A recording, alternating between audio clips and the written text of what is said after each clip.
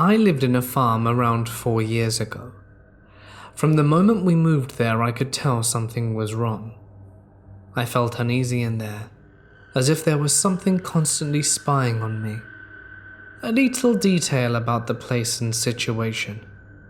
We didn't technically own the place. It was borrowed from a woman that was trying to sell it. Call it a demo. So we didn't have access to the house and slept on the wooden storage house. The farm itself was like this. There was a barbed wire gate that you manually had to move in the entrance, and in front of it was an open empty field with one of those outside washrooms to the right. Passing by it, there was a small group of trees, and then the place where we slept. Passing that was the actual house to the left, and then the forest. In the forest entrance there was a tree with a ripped plastic bag tied to its branches, meaning the bag had been tied there for a while. It was still small, and people used to do that here to make marks or something. And right in front of it, there was a mound. Someone buried something there. I moved there with 4 dogs, plus the dog that already lived there that we took care of. Our routine was to wake up at 5 a.m. to go to the city, so I could go to school and my parents could go to work. The first night we stayed there, I noticed my room was the only one in the entire house that didn't have a lock, and I couldn't sleep because of the weird feeling I had, and I stayed up all night and slept on my way to school. Then things got weirder. The door started opening at night. I dismissed it as the wind. Cliché, I know, but it became more frequent and violent. Then, still on the first week, I saw it. It was a black humanoid figure with a white face.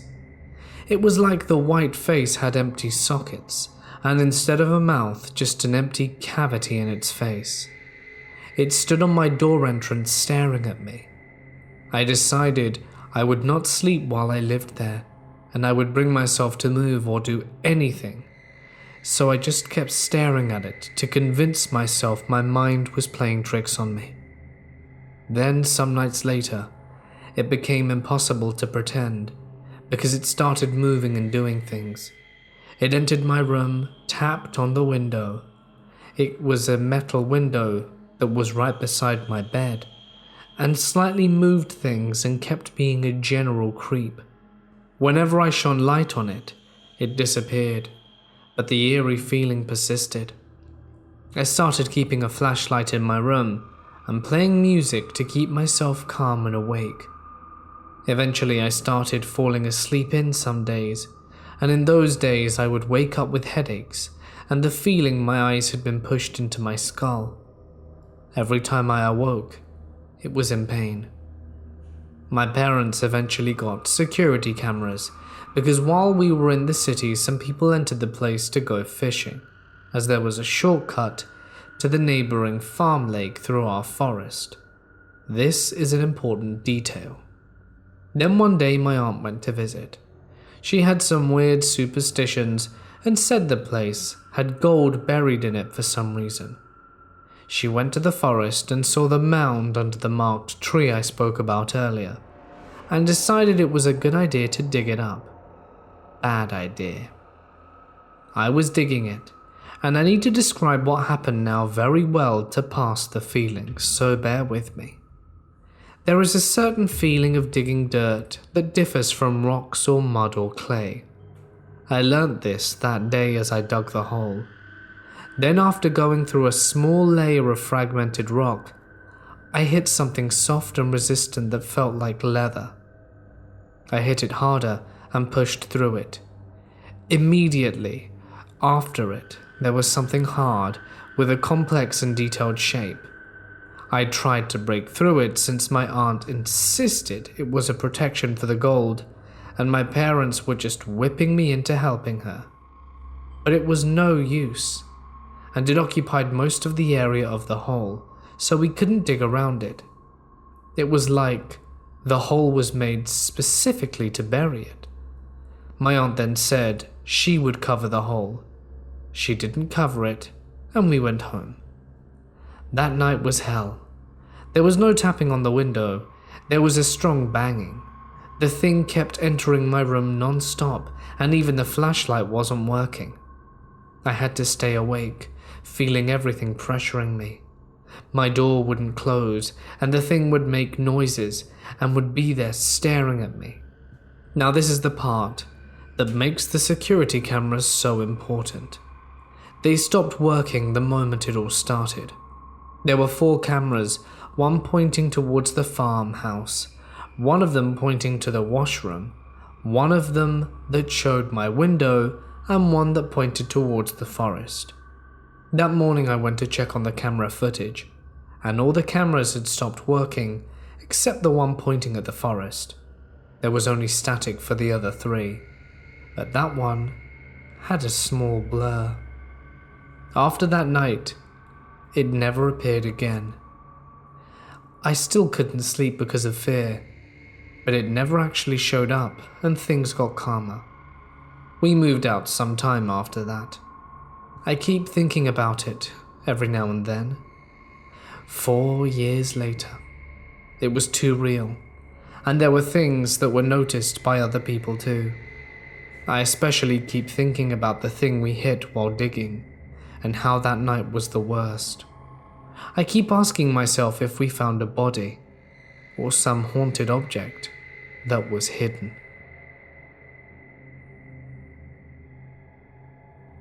I live in Adelaide, South Australia. I moved to the city from a small country town with my partner, Mrs. Brajikarp, roughly 10 years ago now.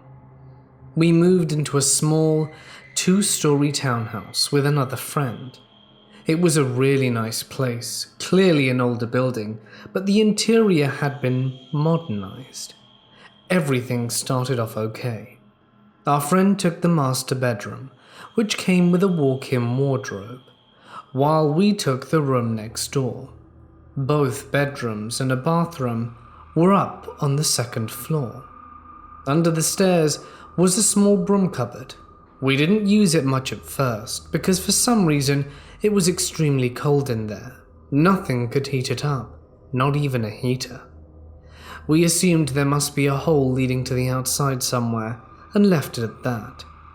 It was about a month into living there when the first weird thing happened. I was home alone sitting downstairs with the TV on quietly while I read a book, and I heard my name. I looked at the TV thinking that someone on there must also be named what my name is. But no, nobody on that episode of Scrubs was called that.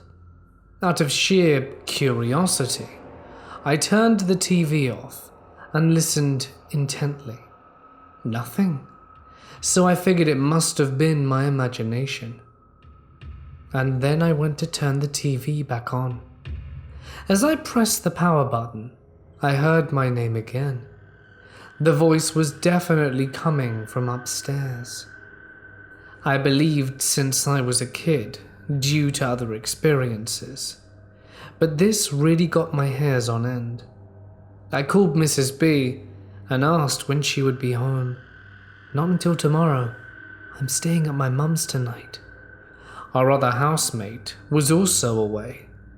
I turned the TV back on, raised the volume and found some blankets in the cold cupboard, and slept downstairs that night.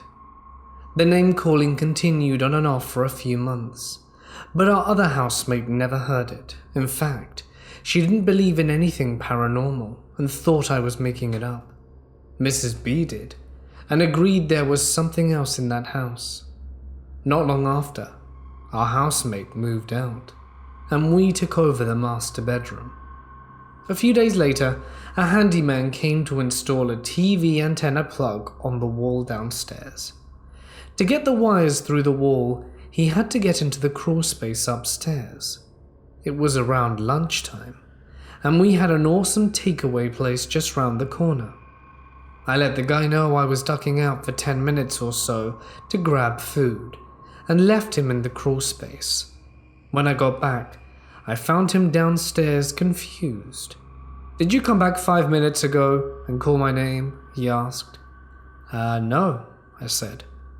And he explained that he heard the door open and close, and then his name was called. He chalked it up to my next-door neighbor, but I knew that wasn't it. The real terror began about a week after that. I came home from work at about 8 p.m. when Mrs. B was working late and couldn't be home until midnight. But when I walked into the back door, I distinctly heard her call my name from upstairs. I called back that I didn't think she'd be home yet and made my way up. Opening the bedroom door, I instantly realized that it was not Mrs. B who called me. A wave of hate burst from that room and hit me like a ton of bricks. Never before and never again have I felt a presence like that. Whatever the hell it was, it didn't like me at all. I quickly got changed and took a look around the room. The walk-in wardrobe had a white curtain for a door, and I closed it every morning when I left the house. It was wide open now. I raced back downstairs, left the house, and went to the pub. I met Mrs. B at home when she finished, and told her what happened. She didn't believe me at first, but when she saw how terrified I was of our room, she realized I wasn't lying. The hate in the room was gone, but I could still feel something. We went to bed, and I closed the curtain, and I swear I could feel eyes on me. I slept on the side of the bed furthest away from it, and in the morning the curtain was open. We lived in that house for a few more months, and I never experienced this hate in that same sensation again, until our final day in the house. But there was still something there, something that didn't want me. I put all my clothes in the spare room, so I wouldn't have to go into the walk-in wardrobe, because that's where, whatever it was, felt strongest to me. It was also the location of the crawl space hatch. Friends have heard the voices calling out sometimes, but no one else felt the presence like I did. There are a number of stories that I wish to share with you about the house I used to live in.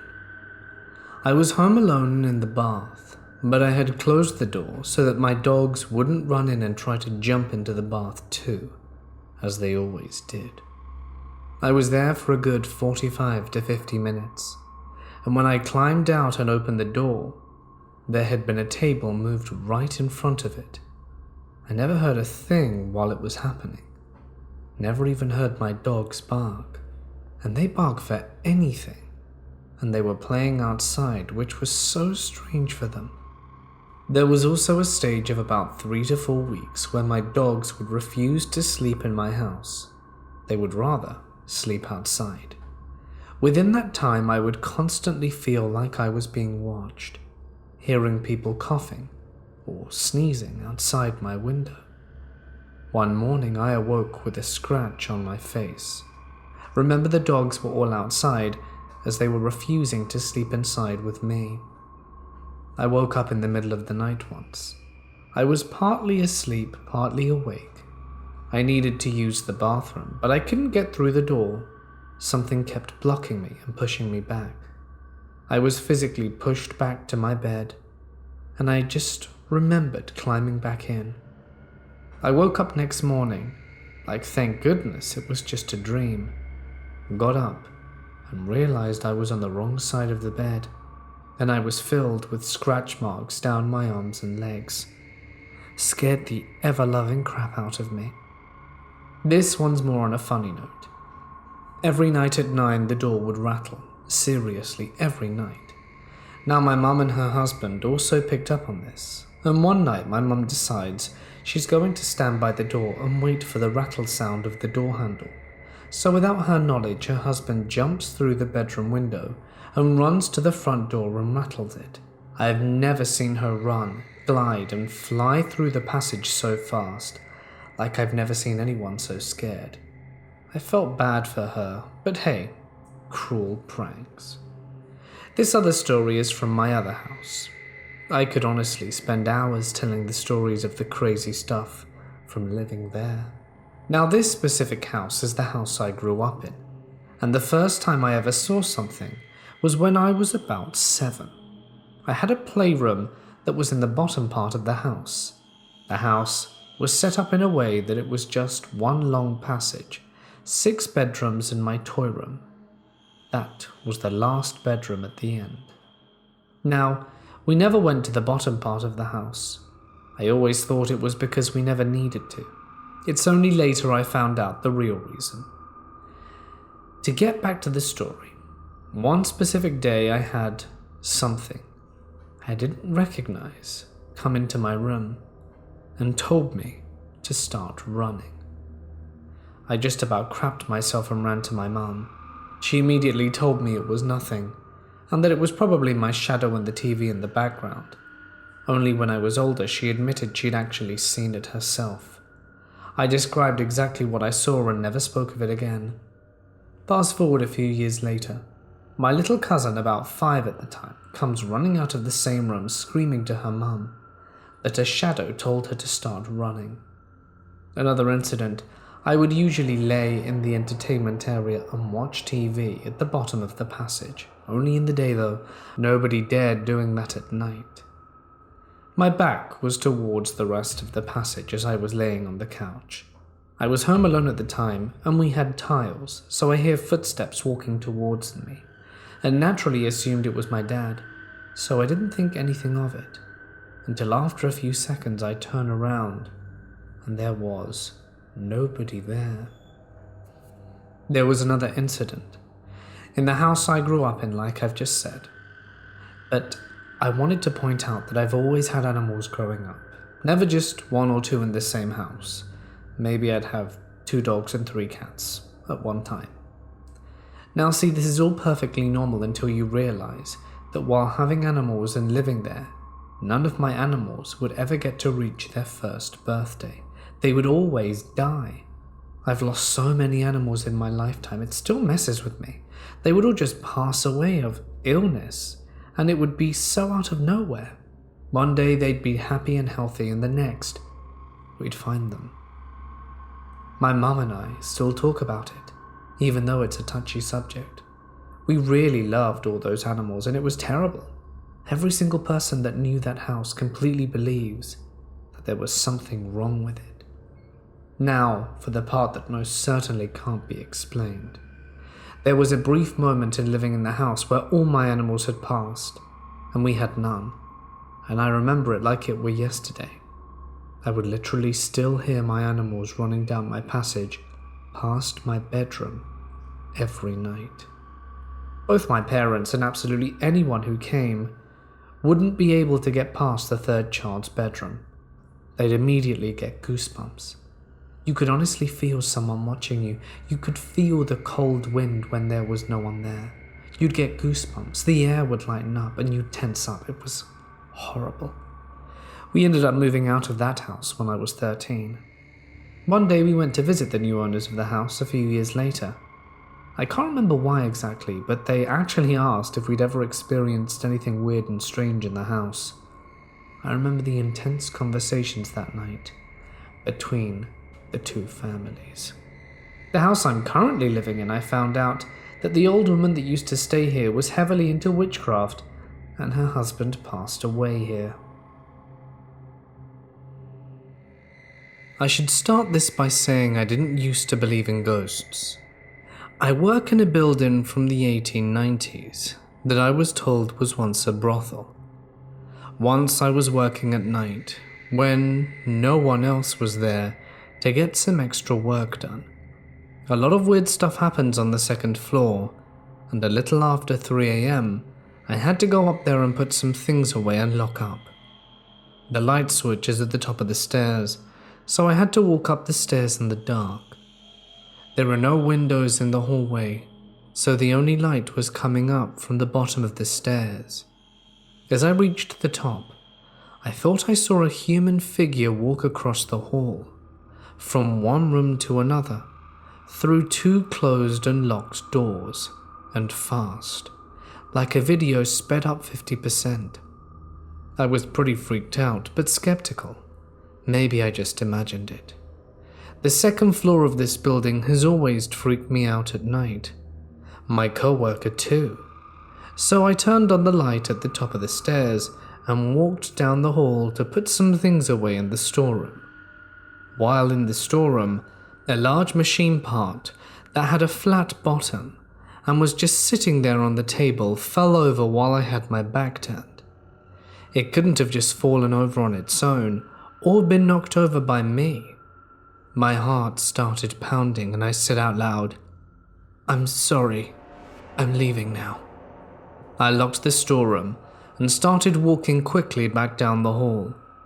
As I walked, a little gust of wind blew through the hallway from behind me.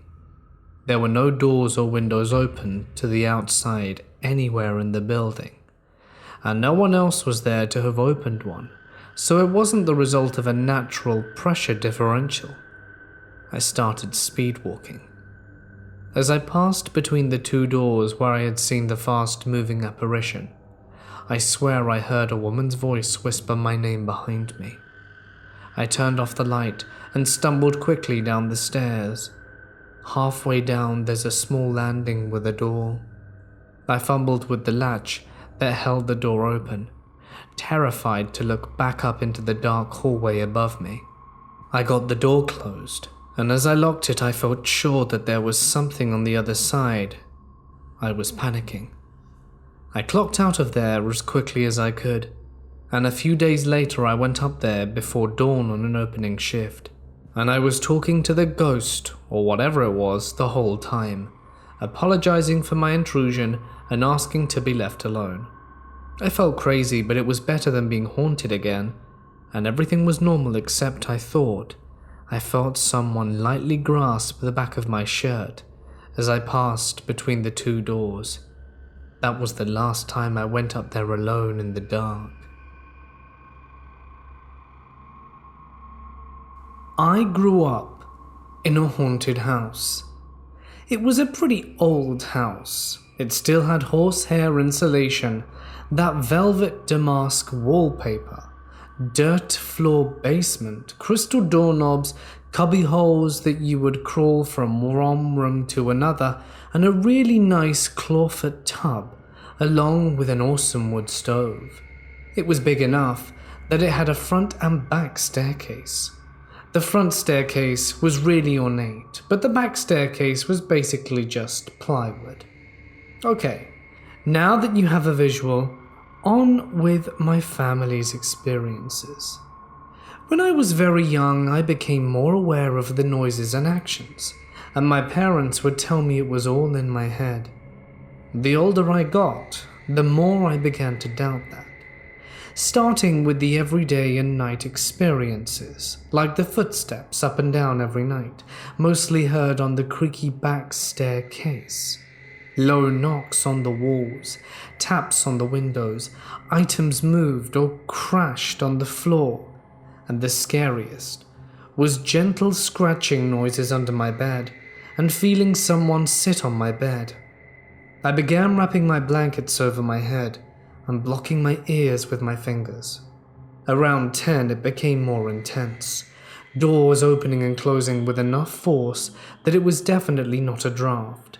The silverware drawer was completely pulled out and smashed to the floor when everyone was in the living room, feeling not so much a tug on my hair, but like someone was lifting up strands. At this point, my little brother of 6 and me at 10 had been sharing a bedroom. All the rooms were huge. My dad built me my very own room that was previously attic space, but on the same floor. It was huge, and was more like a living room with a bedroom around the corner. Every few days, I would be in bed, and hear my door creak open. Someone walk over to my bed and sit down. It was terrifying. I still used to go blankets over my head and fingers in my ears. The knocking on the walls started to become more louder and fast.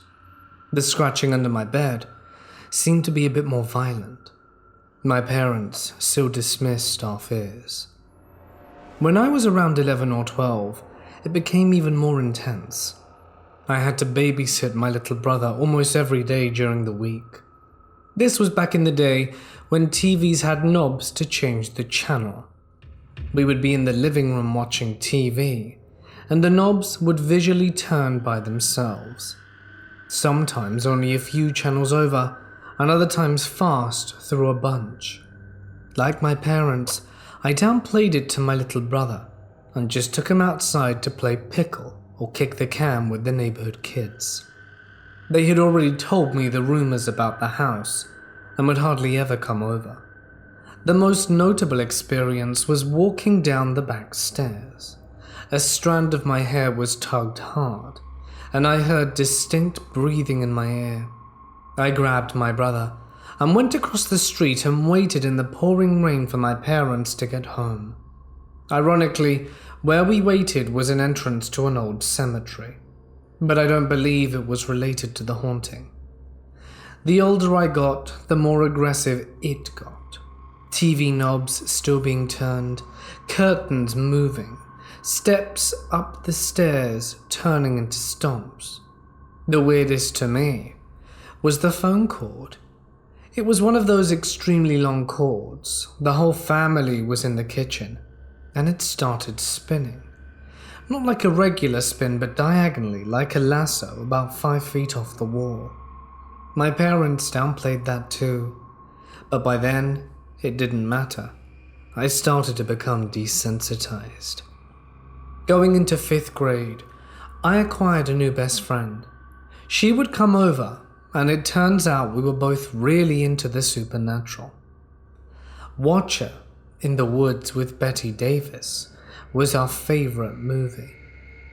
I ended up telling her about the house, and we came up with a brilliant plan to buy one of those Hasbro Ouija boards, candles lit and everything. Never even thinking it would work, and I don't remember if I actually did get it to work, but one day while babysitting I had my innocent little brother play with me. The board immediately worked.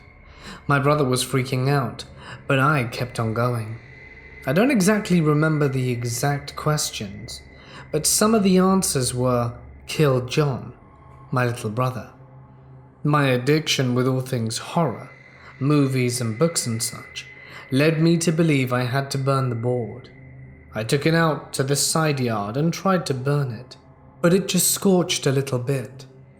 My father asked why there was a huge pile of burnt leaves and sticks, and I told him why, and he got really serious. He dug the board out of the sticks and leaves and tried to burn it himself on the wood stove. It still just scorched, but more charcoal-like, so he threw it in the trash. After that, things didn't get much worse, but different. I had a huge double closet filled with metal hangers. The sound of them clanking against each other, like a hand sweeping over them, became a new scare. I reverted to my usual finger in ears and blanket over head technique. But then I started getting pissed. I was so sick of being scared, I started yelling at whatever it was to leave us alone whenever it happened, and yelled that I wasn't afraid anymore, telling it to piss off. I had a game most people won't remember called Boggle. It was a cube of letters, and you shook it up and tried to find as many words as possible. One day I sat it in my living room and arranged the letters to say "go away" before bed. I woke up to the words being scrambled to say hump. Gross, I know. Everything ramped up. Louder knocks, heavier sitting on my bed, and more frequent visits into my room. By then I didn't care. I knew it sounds weird, but I started calling it out before I went to bed, and to wake me up at certain times, and it actually did with more gentle knocks by my bed. When something visual happened, I would tell it to cut it out. It didn't really listen that much, but it did occasionally. At the end of that experience, by the time I started fighting back, we moved. A few years later, my parents admitted it was haunted, and described some of their experiences too. I'm still drawn to that house, and I'm dying to walk through it again to see if it remembers me. Weird, I know. I've researched the house and owners and events related to it. The rumor was there was an older woman that died there and had an Irish wake. It was held in the house and lasted a week. I've desperately searched for the previous owners' names but found nothing. One notable thing is that the house has changed hands quite a few times since then. A few months ago I brought it up to my mum and she told me the previous owners were a woman and her son that was a well-known judge. Their last name was Moriarty. Also, she told me how the day after the house was sold, the woman's daughter ripped the kitchen phone off the wall and screamed at my mother, but now we couldn't use it to make long-distance calls. It didn't take long to find info on the son. He was a really well-known judge. The most messed up thing I learned from his obituary. He took a sabbatical to travel the world to visit sites that people have claimed to have seen the Virgin Mary. Why that is important, out of everything that happened. See the image of the classic depiction of the Virgin Mary in my little brother's bedroom window was the most predominant memory. I wasn't scared but more curious, and then it faded. What are the chances? I'm also agnostic, but for some reason have always felt a deep representation when I need someone to guide me, so I recite Hail Mary. It's been quite therapeutic sharing this. There are many more silly stories about what happened when I was young, but at the present time, I've been seeing moving shadows out of the corner of my eyes every once in a while, as well as orbs. Perhaps one day, I'll be able to revisit my old place and see if the spooks is still about. My sweet little grandparents are essentially my parents. They raised me most of my life and gave me everything. My family is fairly international, and my grandparents would often take trips out of the US to go to visit various family members. I would go with them often when I was younger, but as I got older and they retired, they would occasionally go on trips without me while I was still in high school. On this occasion, they had left to go to the UK for 2 weeks. I was 17 at the time, and they deemed me old enough to stay home alone for the last week of school and first week of summer vacation. We lived in a nice house in the more suburban area of our city, in a gated community. The neighbors knew I would be alone and thus had emergency keys to our place, as well as being on call if I should need anything. Our house had an alarm system, which was great at first and did help us feel very safe and secure as we slept, or if we were away. Before they left, the alarm had been set off a few times in the night, but it was not only for the doors but the windows as well, and I believe it even had a motion detector for the last room and kitchen areas, as none of us tended to wander into those areas at night when the alarm was set. The few times it went off, we couldn't tell what had tripped it, and concluded that maybe a bird had knocked into the window and set it off. None of us were particularly concerned about it.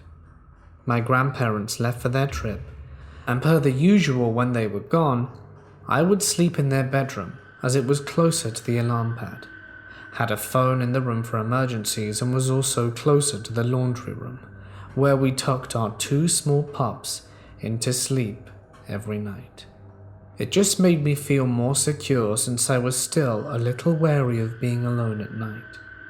The second night I was alone, the alarm was tripped at about 2 a.m. It wasn't a school night, so I was up watching TV, but when it went off, nothing sounded like it had been broken or open, and the dogs weren't barking at all. So I stayed on the phone with the alarm company while I checked everything out. It was also a freakishly loud alarm, so the husband of one of my neighbors ran over and cleared the house with me. We concluded another bird had hit the window somewhere, so even though nothing was found, I reluctantly went back to bed and slept without incident. A week passed with no further issues. I had friends over the next Friday, a few days before my grandparents were set to return. We swam, indulged in a little wine, and played rock band until the wee hours of the morning. I saw everyone off, cleaned the house until about 3 a.m, and passed out in bed. It should be noted that I slept with the bedroom door locked and all the lights off except in the foyer and entryway.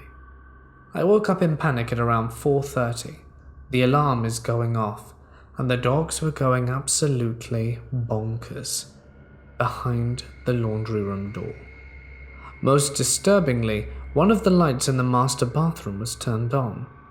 I had a single glass of wine, and I knew I hadn't woken up to use the bathroom because I noticed just how badly I had to pee when this was all happening. It was odd too because the specific light had come on and we rarely used it. It lit up the big jacuzzi tub in the corner of the master bathroom, and different from all the rest of the normal sized light switches on the panel, it was a small sideways switch underneath the rest. The alarm company called me. I was terrified this time, so I grabbed the phone and hid under the bed. They asked me if I was okay, and relayed that the motion detectors in the living room were going off. Someone was inside the house. It seemed like hours went by, though it was mere minutes, before I heard my neighbor unlocking the front door. He came in, found me, and cleared the house with me. No one was inside, and no one would have been able to get out while I waited by the front door. The rest of the doors were locked, no windows were open, and nothing had been smashed. He even checked the attic, though it had a minimal crawl space, and we would have heard the ladder creaking loudly as it had been pulled down and back up, so we knew no one hid there. I ended up spending the next few nights until my grandparents returned with the neighbors and their kids who I frequently babysat. After that night, I felt the strangest heaviness in the house for weeks. It was oppressive, and even my deeply religious grandparents noted how the feel of the house was just off. I never saw anything, never heard noises after that, but the house felt dark and heavy for weeks. To this day, the thought of that night still freaks me out. Eventually, the house seemed to return to normal, but I never felt comfortable alone there after dark again. I still wonder what was inside that house that night. Due to my father's work, we were constantly chasing after his jobs, sometimes spending only a few months in a single location. After my father got a new job in this small town, we moved into a rather nice house on a dead-end road. It was a large house with wood floors and a generally exceptional feel about it. Glad to have found a nice house in our price range, we didn't really think too much on why it was empty and why the landlords were willing to rent it out for such a very low cost. It would only take a few months before we found out for ourselves what was going on.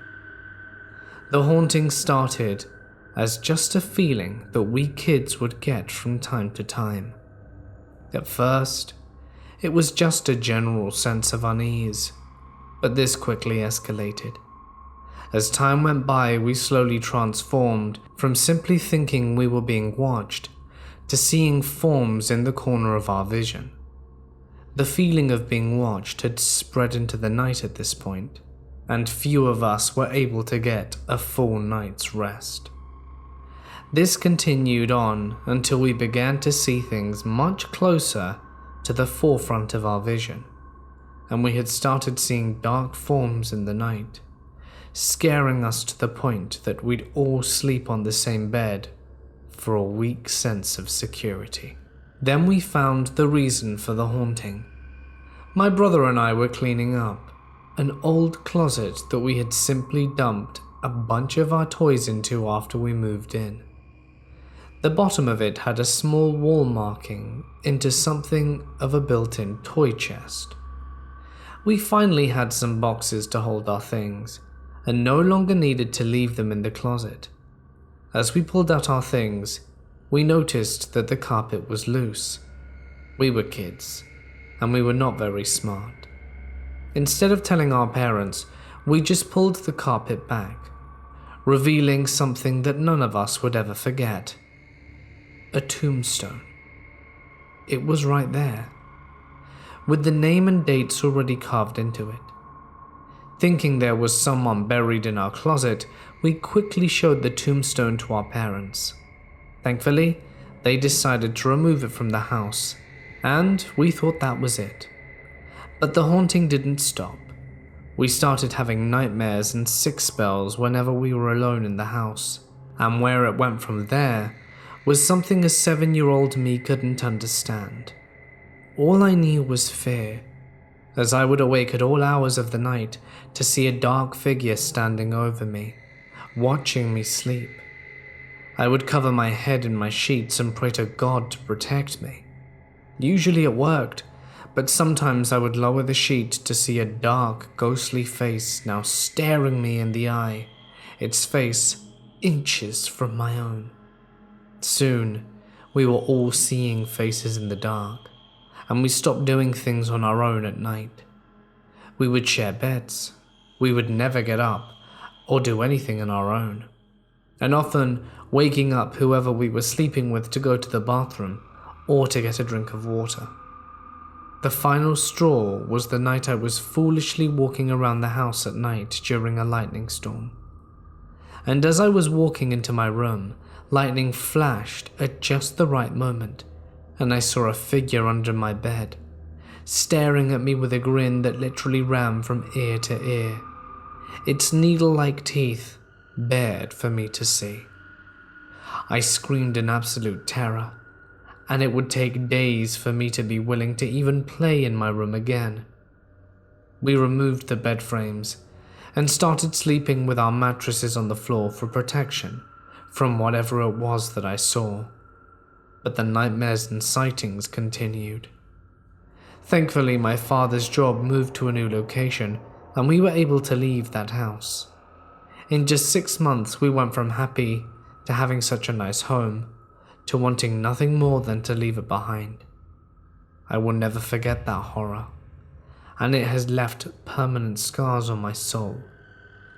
Even to this day, almost 25 years later, I still have nightmares about living in that house.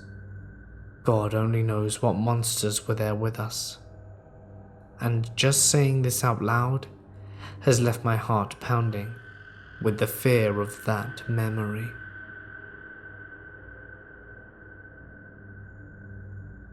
I was born in 1984 and lived in the same house until the age of 18.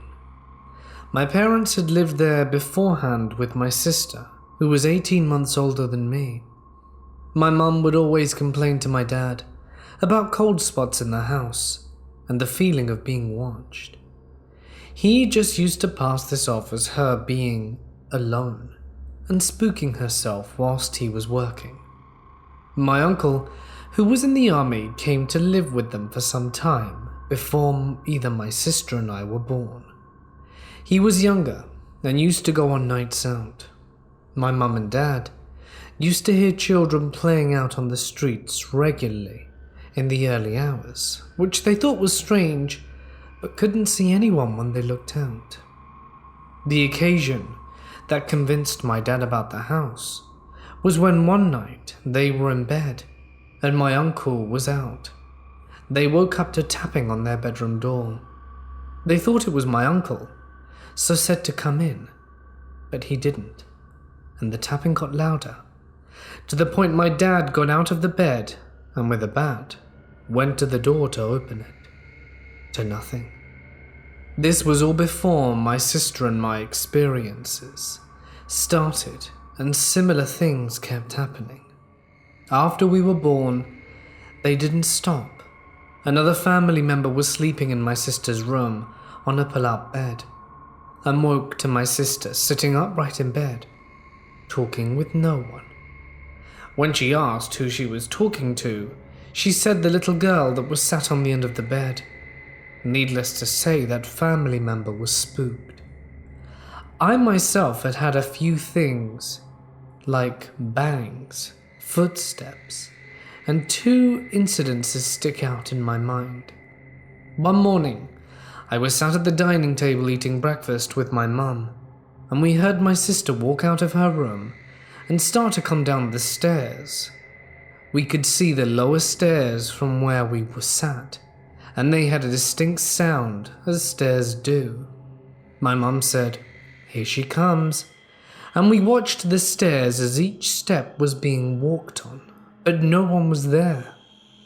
We went upstairs wondering what it was, just to find my sister asleep in bed. This next story is more unbelievable. To this day, I've questioned my mum and sister as to if we actually saw this. My sister was 18. I was 17 at the time. My sister had gotten pregnant young, so we had her baby in the house now too. The baby was asleep in the cot upstairs in my sister's room, and was too young to roll/crawl/climb, like a few weeks old. We were sat at a dining table talking when we all heard and felt a massive bang. We all panicked and sprinted up the stairs and entered the room to find a washing maiden had fallen out into the cot, and my niece was fast asleep in the floor under where the maiden was resting in her cot. We were so puzzled, and none of us knew how that happened. After these events, we told people, and we were one day approached by a local historian who was writing a book and wanted to share our experiences in it. He also found out that our street was on a site of an old orphanage.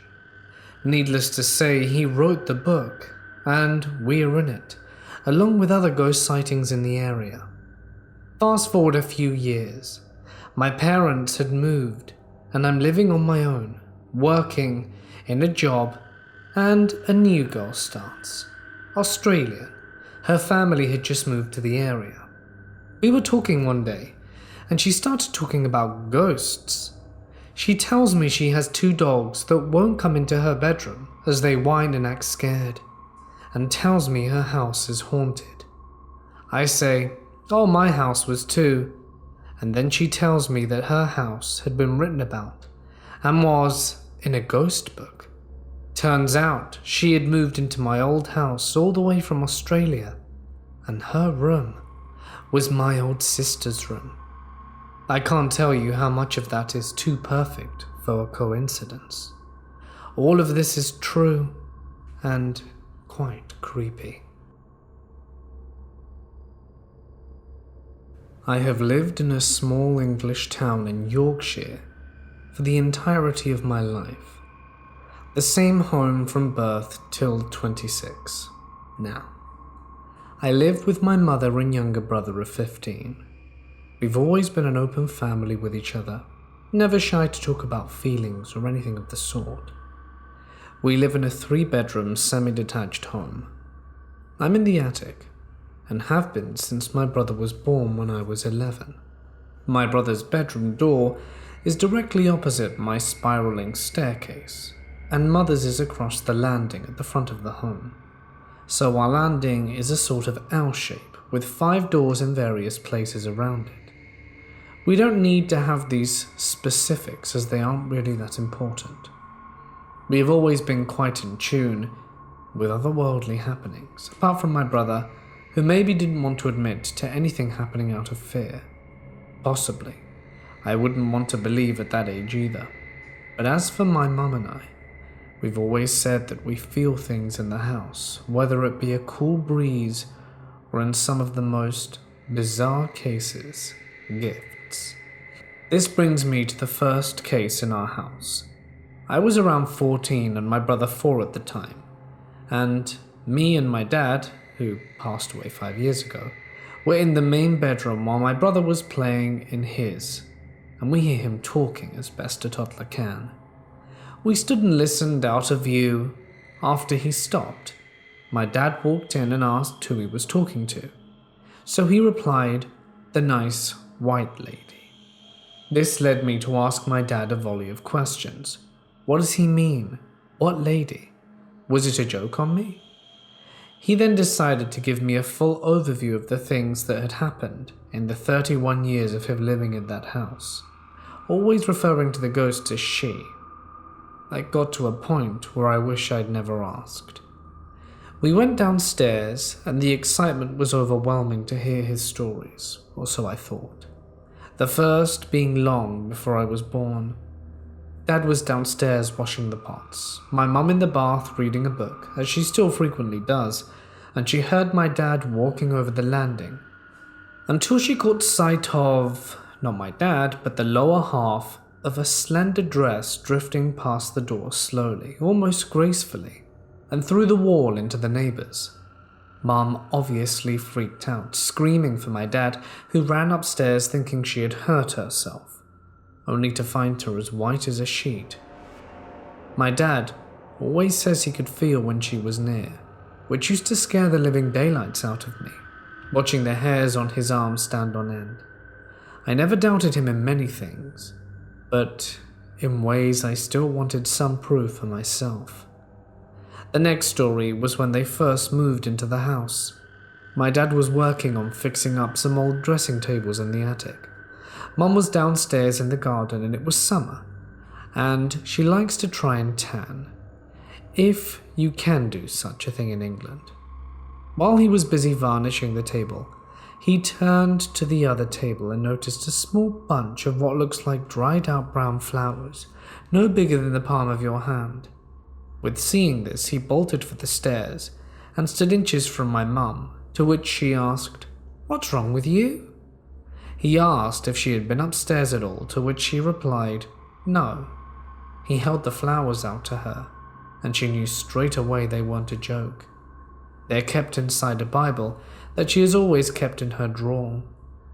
Now, 4 years ago, me being the one in the attic, one day I was cleaning the bedroom.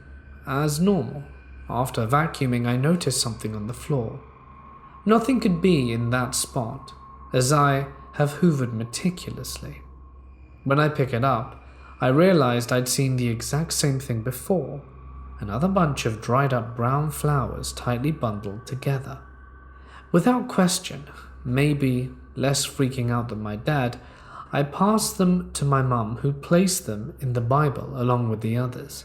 I have read before that angels can often leave flowers or white feathers, but dead flowers, that I can't seem to understand. Many times Dad told me of things that happened to our ghost friends, from her stroking his hair ever so gently while he drifted off to sleep, to passing through the living room each night at 10, to things going missing, and then weeks or even months later magically reappearing in spots where they wouldn't be left to begin with. Sometimes when the house is quiet, you can hear footsteps from one side of the main bedroom to the door on the landing, never knowing when anyone else in the house, and never during the same time. I know every sound of the house, from the pipes to the creaky top steps of the stairs. Hearing the footsteps aren't new either. This has happened for as long as I can remember, but something that you get used to over time. Sometimes I would feel the odd feeling when I was in bed of someone sitting on the bed. To begin with, I was paralyzed with fear, not knowing if I was actually feeling this happen or imagining it. My mum had a medium/psychic come to the house. As soon as she walked in, she commented on how strong the presence was that she could feel, but it wasn't a dark energy, it was light, which I have begun to come to terms with. For me, this was confirmation all along that the others, let's call odd occurrences, were real. Until, as I previously said, when my dad passed away, there was an energy that seemed to stay in the house. Now I'm almost certain she is warming to me more. I also feel my hair move on a night, trust me. I've tried to stay still when this is happening to see if it's me moving, but to no avail. It's like you can feel each finger run through your hair, and it gives me chills just thinking about it. Even when the house is warm, I can walk through certain parts and feel a chill, a freezing cold chill, and walk by the same area again and it will be gone. Nothing has happened to hurt my family, but it still isn't convincing To think someone could easily be watching my every move, beyond the veil. And what's to stop not so nice presences from coming for a visit too?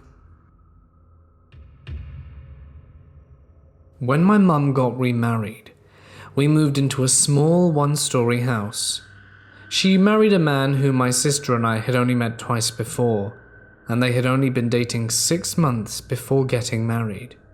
Even at 10 years old, I felt that it was quite a short amount of time to be marrying someone you'd only just dated a little bit. It was a house located on Nevada Street.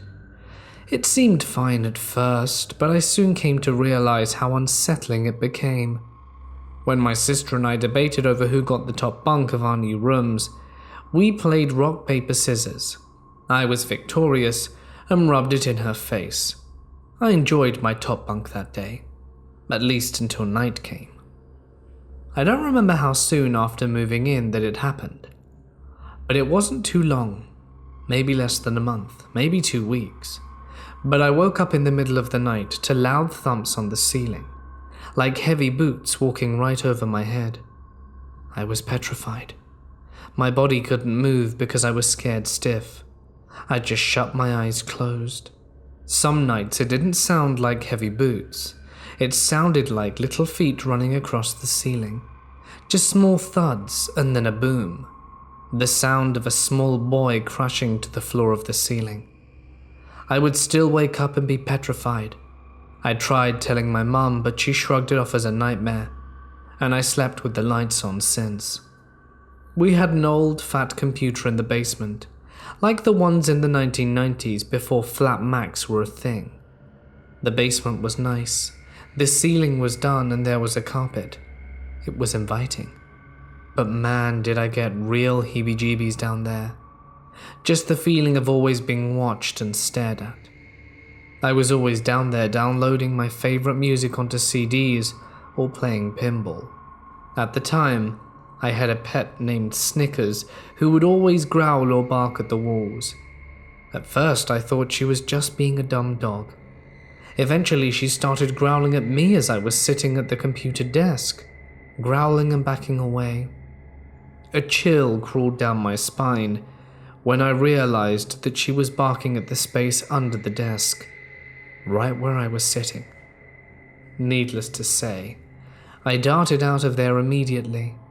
I had always tried to avoid the basement because I swear when I'm down there, there's something peeking around the corner looking at me. I started to see more things, but as the years flew by, I didn't care anymore. From white shadows walking through the hallway to black figures climbing the walls, my mum wasn't listening anymore and could care less about what I had to say, so I just tried to ignore it. The thumps at night were still happening, and the feeling of being watched never went away. The thing that scared me the most was when I was 13. I laid on my parents' bed as my mum was using the bathroom. I got to play on her flip phone, and I was excited. I relaxed and played Tetris while waiting for my mum to come out. All of a sudden, something strong and powerful decided to kick the bed, making it slightly move. I could see ripples from where it was hit. I was absolutely scared out my skin, and I jumped out. I bolted to the bathroom, and my mum had locked the doors. I began pounding and begging my mum to let me in, almost in tears. She begrudgingly opened it, and of course told me that it could have just been a spring in the bed, popping. The Nevada house always carried this strong negative aura, evil almost. My stepfather and mother argued constantly, leading to him beating her and verbally and emotionally abusing us. It was like this entity thrived off it. We eventually moved out into a bigger 4-bedroom house with 2 levels. Walking into that house was like a breath of fresh air. No more thumps in the night, no more constantly feeling like I was being watched everywhere I went. It was relieving. My stepdad continued the abuse though. He was just a piece of crap, that acted like a walking negative energy battery for any entities. I'm currently 17 and live in Victoria, Australia. I'm a major believer in the paranormal. Let me explain my predicament. My family and I just moved into a rental house about 2 months ago and have been noticing a shadow out of the corner of our eyes. It started off in only one place where we'd see it pass by one window. This was interesting to me because several of my family members said they'd seen the same thing, and when we decided to finally talk to each other about it, we discovered that we'd seen similar things. At first, we shrugged it off. That was until I had my own personal experience. My older brother and I had been sitting at the dinner table.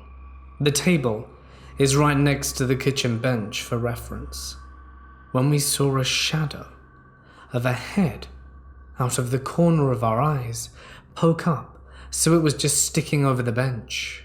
But of course, when we'd look over there, there'd be nothing.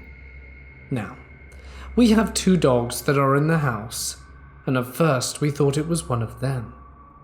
That was until we realized one was in the room with my sisters, and the other was asleep at our feet.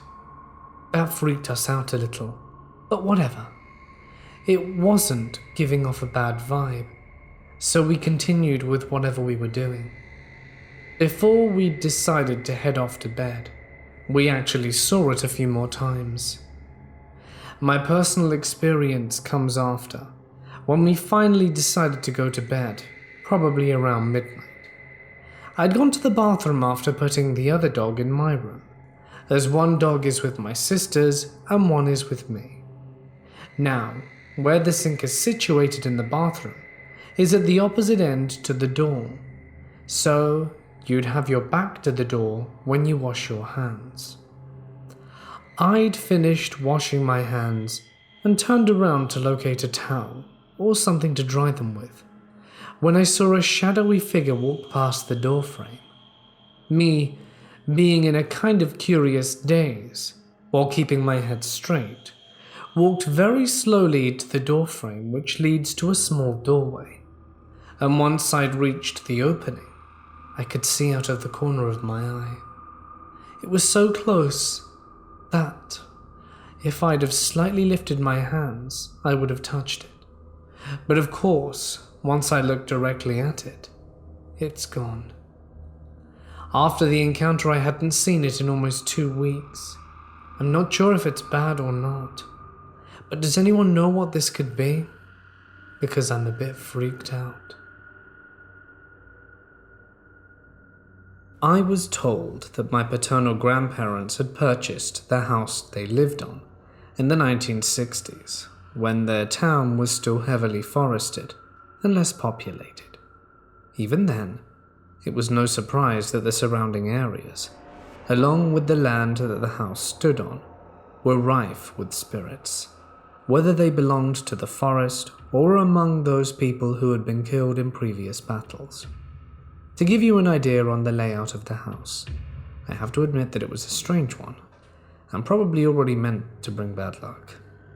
The front door was on the west side of the house, with a set of 13 steps leading to the upper floor that had 2 windows on the landing, one facing the east and the other north. On the right side of the landing were a set of double doors leading to what might be considered the upstairs living room, with 2 bedrooms on the east side, and my grandmother's room on the west side.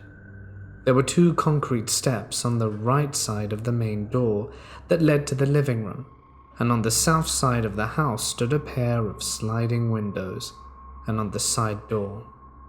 The kitchen, which doubled as the dining room, was at the rear end of the house, with an outdoor cooking area as well as an indoor cooking area, a sink, and the toilet was outside, as was the norm for many provincial houses in the Philippines. At the fact that there was a ballet tree just outside the back door from the kitchen, and a huge mango tree on the west side of the main gate to the house, along with an old grotto in the main yard, with an equally old statue of what was supposed to be the Virgin Mary to complete the creepy, depressing look of the place. Not even flowers that I planted during my stay could cheer up the place. These details were important later. I hated the place as soon as I set my eyes on it, from the first time I was 12. The house was never filled with joy and laughter, but misery, jealousy, and negative energies. The wood and concrete walls practically oozed them, and I always felt like the life and strength were being drained from me when I was there. Looking back now, I don't know how I survived in that place for my first 3 years in high school, while having to endure the constant bullying I was subject to at the hands of my older sister and cousins, along with several schoolmates. There were also 2 separate years when I was unemployed and had to put up with my control freak father and delusional grandmother. Many strange occurrences took place in that house before and after those residing there decided to leave. I should mention that the people on both sides of my parents' family have had some connection with the paranormal. My older sister is able to see spirits, while I can only see them through my peripheral vision. But anyway, on to the story. This took place in early 2013 after I was forced to resign from my job due to my health. And mid-2014 when I was able to finally leave that house and work in a city 6 hours away. By then the house was falling into disrepair, and it was only my father and myself living there since my grandfather passed in 2005 and grandmother in 2012. Since I was, and still am, mostly a loner, I was only close to a few people, but the cats and dogs in the area, whether stray or belonged to someone, or even some farm animals who liked to wander around, had a habit of coming over and later becoming close to me. No matter the time of day, I would always notice figures from the corner of my eye watching me, sometimes just standing there, even if there were no sounds accompanying their movements. The figures weren't only human, they'd also be animals as well. My cousin's dog Sheena was considered by many a pretty wild and unpredictable animal, because of the way she walked, leant slightly to the side, and she had an accident while she was a puppy. As a result, her bones never set properly. Sheena had initially watched me from afar following my arrival, but warmed up to me about a week after. She often came to the house and would dive a few feet away from me until I was done with my task before strolling over, lying down, and I'd give her a scratch behind her ears or give her a belly rub while I was reading. And my bond with her and the other animals who came to the house was something that made living in that place a little bit more bearable. After the news about her being butchered reached me, I was heartbroken and couldn't stop crying as I loved her very much. A few days later after the news, I was in the living room sweeping the floor while my father was at a friend's house when I saw Sheena from the corner of my eye, standing a few feet away watching me. I dared not look in case she vanished, and called her name softly, and I saw her wag her tail. I knew that she was saying goodbye. Not long after that, I noticed a little boy who seemed to be between 2 to 4 years, always following me around, just standing a few feet away, watching. Once at around 6 p.m. I was upstairs folding clothes. I had taken them from the clothesline, and I noticed him standing in the doorway. I didn't feel threatened by him and spoke to him gently before I felt him leave. Later that night, I was jolted awake by my father yelling in surprise and fear. Annoyed, tired, and still very sleepy, I asked him why he was shouting at 2 a.m., which I saw was the time on the wall clock. He told me he'd gone to take a leak, and he returned to the bedroom that we were sharing, and he saw a little toddler laying beside me under my blanket on the bed, when he had clearly seen that I was the only one there a few minutes prior. This troubled me, for up till then, I had never told him of the little phantom child that followed me around. The next day I told my cousins Susan, Layla, and Amy, who are among the few people I am close to. Amy was clearly freaked out, But she, Susan, and Layla told me that it had been an open secret that Vanessa, one of my estranged cousins, often went to the ancestral house to abort her children, who were the results of extramarital affairs she was engaged in. They weren't sure how many abortions she's had over the years, but the child I encountered, along with some of the others I have seen, may have just been them. I felt a wave of sorrow and anger for the children whose lives had been ended before they'd even begun, and told my father what I'd learned when I got back to the house. From that time on, I lit a candle and prayed for the young boy, along with the others who had passed.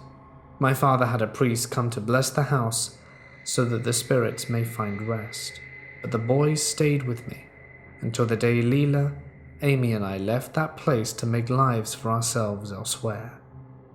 My father passed in 2016, and when I went to the house the day after the funeral, I found that it was falling apart. The plants I had painstakingly raised during my time there had withered in my absence. I didn't see the little boy or any of the other spirits in the house, and I prayed that they have found peace. The house that drained the life from me and was filled with bad memories is now in ruins, with only the walls standing. But there's nothing left anymore. When I was 16, I got a job as a personal assistant / cleaning lady for a very wealthy couple who lived in a big, beautiful mansion on Lake Michigan. It was a great job at the time, but after a while I had to quit because of everything that was going on. I made $12 an hour as a 16-year-old girl, and that was just crazy to me at the time. But now I know it's because the homeowners couldn't get anyone to stay and work for them. It could very well be because they're both major assholes, but I honestly didn't see them all that much during the school year, so it was fine. I would work 40 hours a week in the summer and part-time while I was in school. During the school year, I would hardly ever see them homeowners and would be left alone to clean the house. I had a key, alarm code, and gate code, so I could let myself in and out. In the summer months, I had help from a few other employees, but in the school year I did not. At first, I loved being in the house by myself. Don't get me wrong, the place was absolutely gorgeous, right on Lake Michigan, so I always would open the curtains to let the sunlight in and blast the surround sound speakers while I cleaned. It wasn't until I was by myself that I started noticing how weird this place was. Nothing ever exactly felt welcoming about the place. Sure, it was pretty to look at, but it was modern, and everything was hard marble and stone, not very homely feeling. My first experience happened when I was cleaning one day in silence. I remember specifically not turning on the music because I had a bad headache that day. All of a sudden, the speakers to the upstairs part of the house turned on. The way their speaker system works, you can control it by a touchpad in the kitchen, which would play the music everywhere besides the basement and master bedroom. To play music in those areas, you'd have to go to that touchpad and turn it on by controlling the pad and sync it up with the rest of the house. The reason that was so alarming was I was the only one there. I walked up the stairs to check out what was going on and figure out why and how the music had turned itself on seemingly by itself. I looked around and called out the homeowner's name, thinking someone came in without me noticing or something like that. But the doors were all still locked and no one was home. I shut off the music and went back downstairs, not thinking much of it. It started happening more often. I'd be listening to the music and it would turn off, or it would be off and would turn on in a completely different area of the house. I brushed it off as faulty and didn't think much of it. The second most prevalent story I remember from working was when I was cleaning the workout room in their basement. I never wanted to go in this room, and I really couldn't tell you why. Something about this room was weird. It was just super cold and dark, and I felt very anxious while being in there.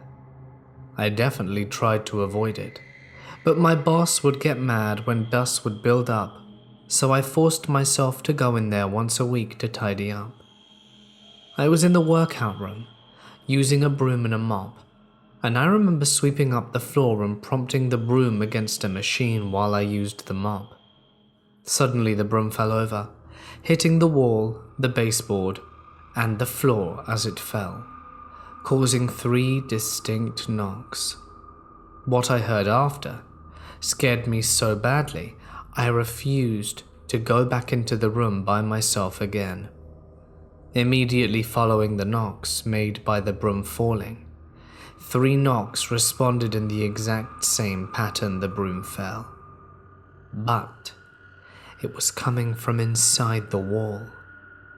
I know what you're thinking, but no, it was not just an echo.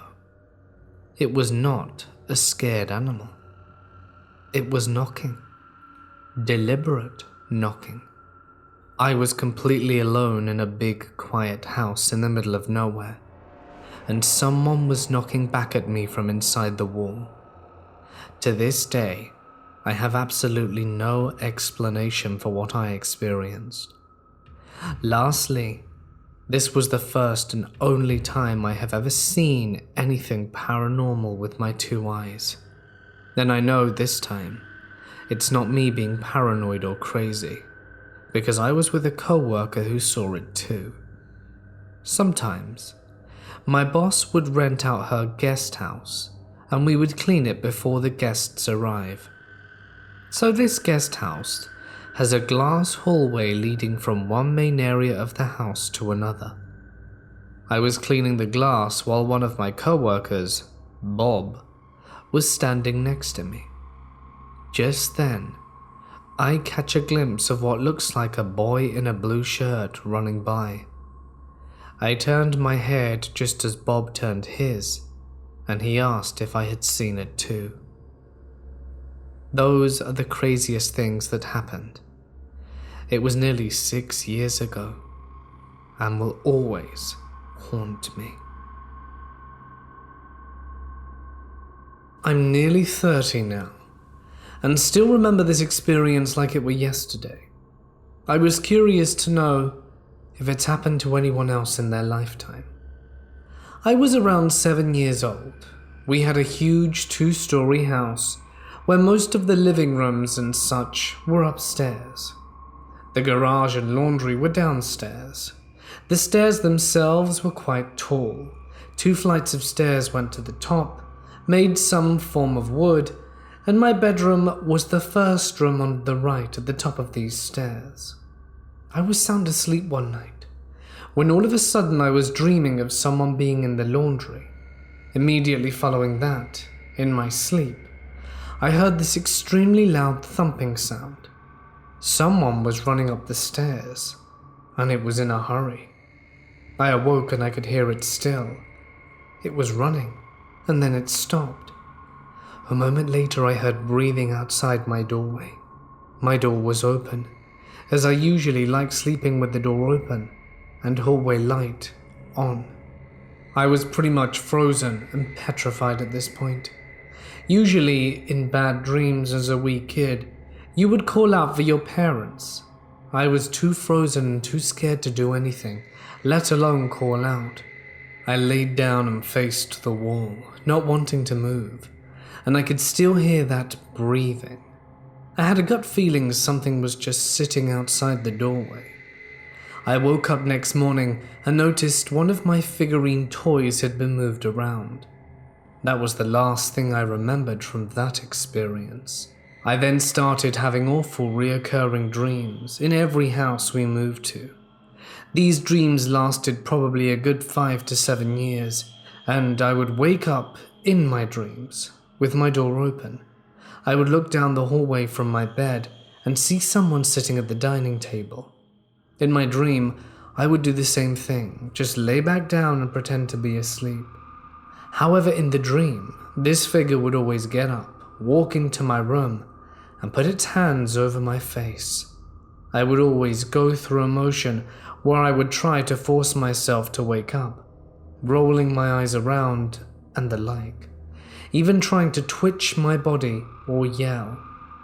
This strange figure, which I could never see since my eyes were closed in the dream, would try to suffocate me with its hands over my whole face to prevent me from waking up. Has anyone ever experienced anything like this? I was never really a believer in the paranormal, and I'm not scared easily, as I was a professional MMA fighter for over 12 years. After this experience, I believe there are things we cannot explain. I may have opened the door and invited these things in when I was in a bad spot in my life with severe depression and listening to these stories. I'm in a much better place in my life now and have had no instances of anything since moving out of that house. It started off rather small, coming home with all my pictures off the wall. Crazy things would be that none of them would be broken, as they were all made of glass, oddly enough. There was another time when I had a jug of water in the middle of the bed, and when I shut the cabinet in the bathroom next door, I heard a bang. I shut the cabinet a few times to make sure that I wasn't imagining things, and proceeded to go into my bedroom, only to find the jug of water in the middle of the floor. It got bad enough when my dog, a Siberian husky called Blizzard, refused to enter my room. She would whine and cry when she was in the room no matter what time of day. It came to a head, and this is immediately what I wrote after the instance to my mother. Little backstory. I had just gone through a really tough breakup. 9.5 years to be exact. I moved in with 2 Filipinos and have been here for 3 weeks. So the guy who owns the house, the brother used to live in the room. Apparently he's always been followed by an evil entity since he was a kid. Apparently, an evil witch doctor put a curse on the family because he was upset with the uncle. The best way to get to someone is through their family, so he put an evil entity on the nephew. So, the one night I'm drifting away and listening to my stories that I used to fall asleep to, and I think I'm about to sleep or whatever, but can still hear my story perfectly. And I notice my door is open, and I'm almost sure I shut it, because Blizzard always sleeps in the hallway now. I get up to check. Mind you, I'm asleep or almost there, thinking it was like an almost out-of-body experience. So I look out into the hall and see nothing. No Blizzy. Even when she leaves my room, she usually sleeps in the hall. Here I am trying to shut the door, and it won't latch and is almost bending out into the hall. Finally, I'm like, whatever. When I turn around, I notice Blizzy is sleeping on her spot on my floor by the hamper, but a blank entity is hovering over my bed. It doesn't really have a shape, but more looks like a dark black cloud. I kind of stare at it and am in shock. Instead of cowering, I make the decision to charge it. I really wanted to get a hold of it. As soon as I get to it, I'm back in my body, but I can't move. Mind you, I can still hear the stories word for word. It's at this point I can only wiggle my toes and fingers. Sleep paralysis, I tell myself, and try to wake up, which I do immediately. I'm not drowsy and am completely coherent. I look down, and Blizzy is in the exact same spot from where I saw her before I'd charged the entity. This happened last week, and I told one person. Somehow we got on the subject last night about ghosts and I told them the story. Mouths drop open and they tell me about the owner's brother. Apparently my roommate had a similar experience when he had sleep paralysis and the same object was hovering over him and he had to tell himself to wake up. I'm pretty pissed they never told me about this when I moved in there, as there were 2 rooms to move into potentially. My theory is the entity got lost and is trying to reattach itself to the brother but can't find him in Hawaii. The good thing is by not cowering and coming head on towards it, I showed it I wasn't afraid. Everything I know is that an evil entity attaches itself to people when they think they're weak or vulnerable. My mother spoke to her priest and warned her of what I was expecting. He told me to sage the room, say the Lord's Prayer and leave. I did that, and since then I had one experience. Around 3 a.m, I woke up to my entertainment center collapsing. Wouldn't you know who comes running up the steps? The brother the spirit was looking for. Unbeknownst to me, he was on leave from Hawaii and was staying with us for the night. I've had no instances since then, and have recently moved to North Carolina, where since life has returned to normal. A number of years ago, my family moved into a new house in the countryside. It was a beautiful Georgian mansion, very rare and very old, beautifully maintained. The previous owners were selling it at a ludicrously low price, and my parents had always dreamed of owning a home like this, and so they obliged. It wasn't before long, probably within the first few days, that we figured something was off. The house needed a lot of work, restorative work. Lots of the wood had started to go moldy and definitely needed replacing. The previous owners obviously didn't live here, and as such, it had deteriorated considerably. In any case, my parents had a lot of work cut out for them, and it was while they were clearing rubbish away that we saw something spooky. We were all just moving things and putting what we wouldn't need in bin bags to throw it out. When down the hallway we looked up and all 4 of us saw a little girl happily and obliviously skipping away into the darkness. My dad immediately called out, "Hey, what are you doing?" and run over to see who this girl was and why she was in the house. His assumption was that she thought this house was still abandoned, which it no longer was, and was trespassing, despite the fact there were now cars in the driveway.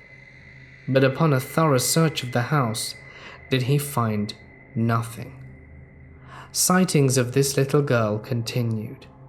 There'd be some nights where I'd hear giggling down the hallway, or I'd hear my door creak open and see a pair of eyes staring at me before vanishing into the dark. Every one of my family members was afflicted by the curse of this little girl, her infernal laughter, the fact that she breathed behind your head and when you turn around she wouldn't be there. It was driving my parents mad. They tried to get in contact with the previous owners, but they had moved out of the country, and my parents were starting to see why. They did some local research and didn't find a lot about the house. But about 4 months later, when my mum was digging up the garden, did she unearth something unexpected. She found a shoe, and as she was pulling the shoe out of the ground, did she see that it was attached to a skeletal leg. The police were called, and it turns out that she had unearthed the remains of a small girl, probably no older than 6 to 8. This was a terrifying discovery. We paid for a casket and gave the little girl a funeral. Only after that did the activity truly die down. Not altogether though, just slightly minimized. As time went on, the activity nearly completely stopped, and we almost forgot that we had a ghostly inhabitant in our home. The house, as it turns out, was a lot harder for my parents to do than they originally thought. It needed so much more work and money than they were prepared to invest, and sadly had to sell the property and take a loss. I was glad to no longer be the plaything of some spiritual girl from the fifth dimension. The next house we moved into was completely ghost-free, and that's the way I think I'll have my life from here on out. I was living in a house that was the model house before we bought it, so no one had lived in it prior to us. I was married to a man that I still feel today had a lot of dark energy around him. While in this marital home, one night I was doing laundry. The laundry room was right off the living room. The door was wide open, and the only light on was the laundry room light, which lit up the couches. I heard my husband say my name, so I looked up. There he was, sitting on the couch, but faced away from me. He had on a red baseball cap, which I thought was odd because I never see him wearing caps. I responded by saying, "Did you want to help me do the laundry?" There was silence, so I repeated myself, and I was met with silence again. Annoyed, I said, "Okay then, just ignore me, you weirdo." I suddenly felt this evil energy, so I grabbed the towels I folded and walked quickly to our bedroom towards the bathroom, and saw my husband in bed asleep. He was out completely. Besides, if that was him and he was playing a joke, there's no way he could have gotten past me, especially that fast. Weird things kept happening in our house. We had major electrical issues that would get fixed only to go bad again. Our air conditioning units both kept perishing. Then fixed, then perish again. Phones would never work. Our marriage was awful and my husband was very abusive. I felt this dark energy all the time. There was a door I would shut that would open the second I turned around. Nothing was wrong with it. Our master bath shower would come on full blast at 3 a.m. on random nights, and always the same time. One day, a frozen food delivery service was in our neighborhood. The man rings the doorbell and asks me if I want to buy anything from them. I politely decline and he says to me, "You know, if you ever need anyone to talk to about what's going on inside your home, you can always call my wife." Come again? I made no mention of this." I didn't know what to say and was shocked. "How do you know anything about my house?" I say. The chills came over me, every inch of my body. In front of my eyes, as if the sun rapidly set and the sky became dark. I was feeling this fight or flight, and I was starting to close the door a bit more. I looked at him, and the man's face changed into a distorted one.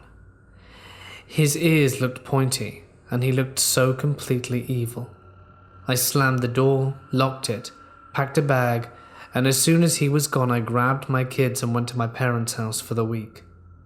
This disturbed me so greatly that I haven't talked about it in years. I don't know what your beliefs are, but this changed my entire outlook on life as I knew it. I'm not crazy, I know this happened. I've had many things happen to me since, including a visit from a loved one, and I 1,000,000% believe there are different levels of energy in this world.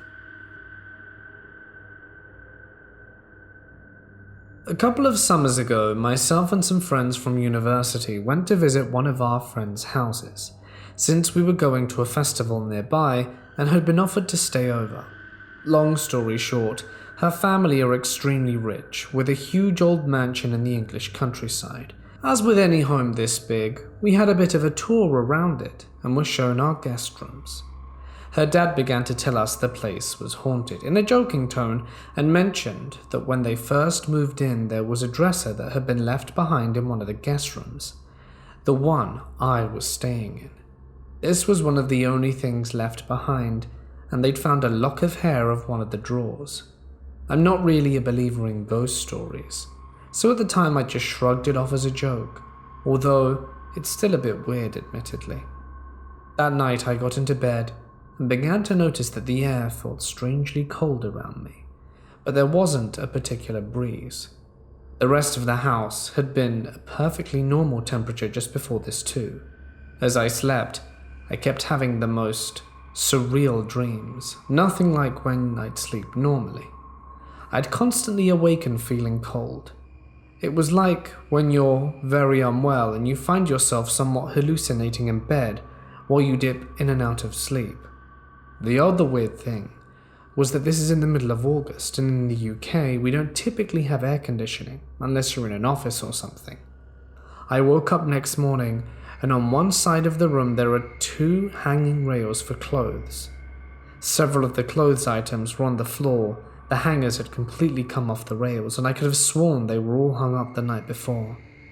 Like I said, I'm not a believer of paranormal, but that night has spooked me ever since. I've never experienced anything quite as strange, and I do wonder if her dad's stories of it being haunted had planted a placebo in my head.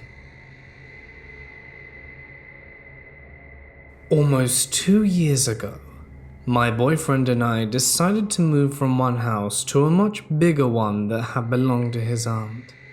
At the time of the move, my son was 2 and my daughter just a few months. A few weeks after moving in, I noticed my son would get out of bed and walk down the hallway and not say anything, just stare at me. I would ask him if he needed something, but he would never respond. I'd pick him up and carry him back to bed. I assumed maybe he was just sleepwalking, since I also used to sleepwalk as a child. One night he wakes me up, and he's all in a panic, trying to get me to follow him into the living room. He would just keep randomly repeating, "Come on, Mummy, come on." So I get up, and we walk to the living room and the TV's on. It's just a static screen, so there's nothing playing, and he's staring at me with a very blank expression. I assume he's sleepwalking again. I ask him if he turned the TV on, and he said no. And when I asked him if he could turn it off and show me how to do it, he couldn't find the power button and got frustrated that he couldn't figure it out. The TV I had at the time is made a little weird. The power button is located on the back side of it to the right, and I assume it wasn't him who turned it on if he didn't even know how to turn it off, not to mention that he's 2. Fast forward a few months, and I'm in the kids' playroom sitting on the couch with my son, who fell asleep on my lap while watching a movie. I heard movement in the kitchen, so I get up to see if my boyfriend was awake to find no one there. It felt weird, like I was being watched. So I go back to the playroom and grab my son to put him in the bed. Over the next few weeks, I keep hearing people walking when no one is awake.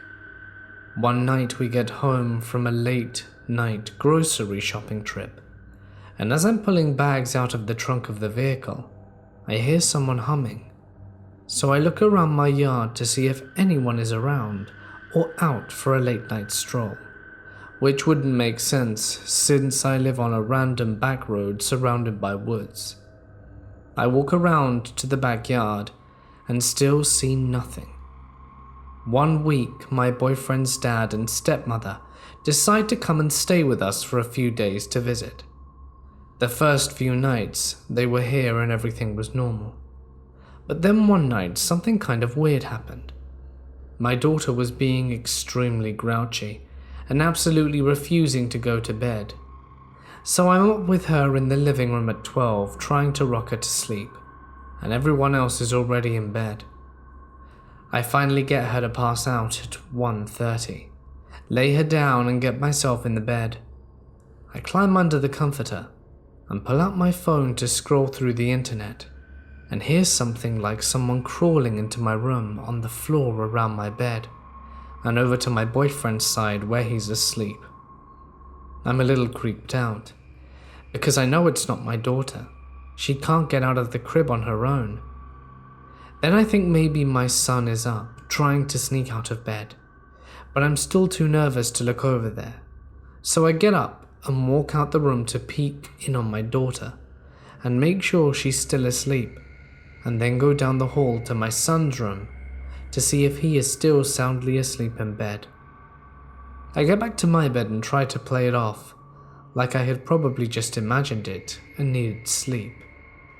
The next morning, everyone's in the living room drinking coffee and just talking, and I look over at my boyfriend and ask him if he heard anything last night. He said no, he didn't wake up last night, but his stepmom chimes in with, "I heard you in the living room at 3 a.m. Does the baby usually keep you up that late?" I told her it wasn't me. I was already in bed.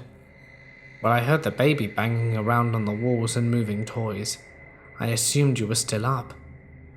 I told her it wasn't us and that we'd already gone to sleep at that point. And now, currently, I keep having the dreams of myself laying in bed at night and a figure of someone just walking in the room and standing over me, only to wake up and realize it was a dream. Discomfort for sure, and I don't really have anyone to discuss this with, nor do my boyfriend's family have a belief in the paranormal. But I just really want to speak about it with someone, because it looks like I'm crazy. Let me preface this by saying that I have lived in my house for 2 years now, and haven't had a single paranormal experience. No strange noises, no catching things out of the corner of my eye, absolutely nothing. My house is 124 years old, and I haven't felt so much as a single hair stand up when I walk around. This morning I was in my bathroom brushing my teeth, with the bathroom door wide open, when I noticed something out of the corner of my eye. I turned my head and saw there was a woman who appeared from the waist up only. She had turn-of-the-century clothing on, and she was wearing a bonnet with curly hair coming out of it. She wasn't exactly solid. She looked like she was shimmering, like how you see heat come off hot asphalt on a summer's day. I froze instantly. My mouth went completely dry, and I watched her float past my bathroom door into the guest bedroom. I don't know how long I held my position just staring into the hallway. I listened for some type of noise, but I didn't hear a thing. When the initial shock wore off, I went out into the hall and looked into my guest room, but there was nothing there. I know what I saw, and it caught me completely off guard, as I've never experienced anything like this before. I did believe in ghosts before all of this, but now I know without a doubt, it's a real phenomenon. My old house was basically a haunted house.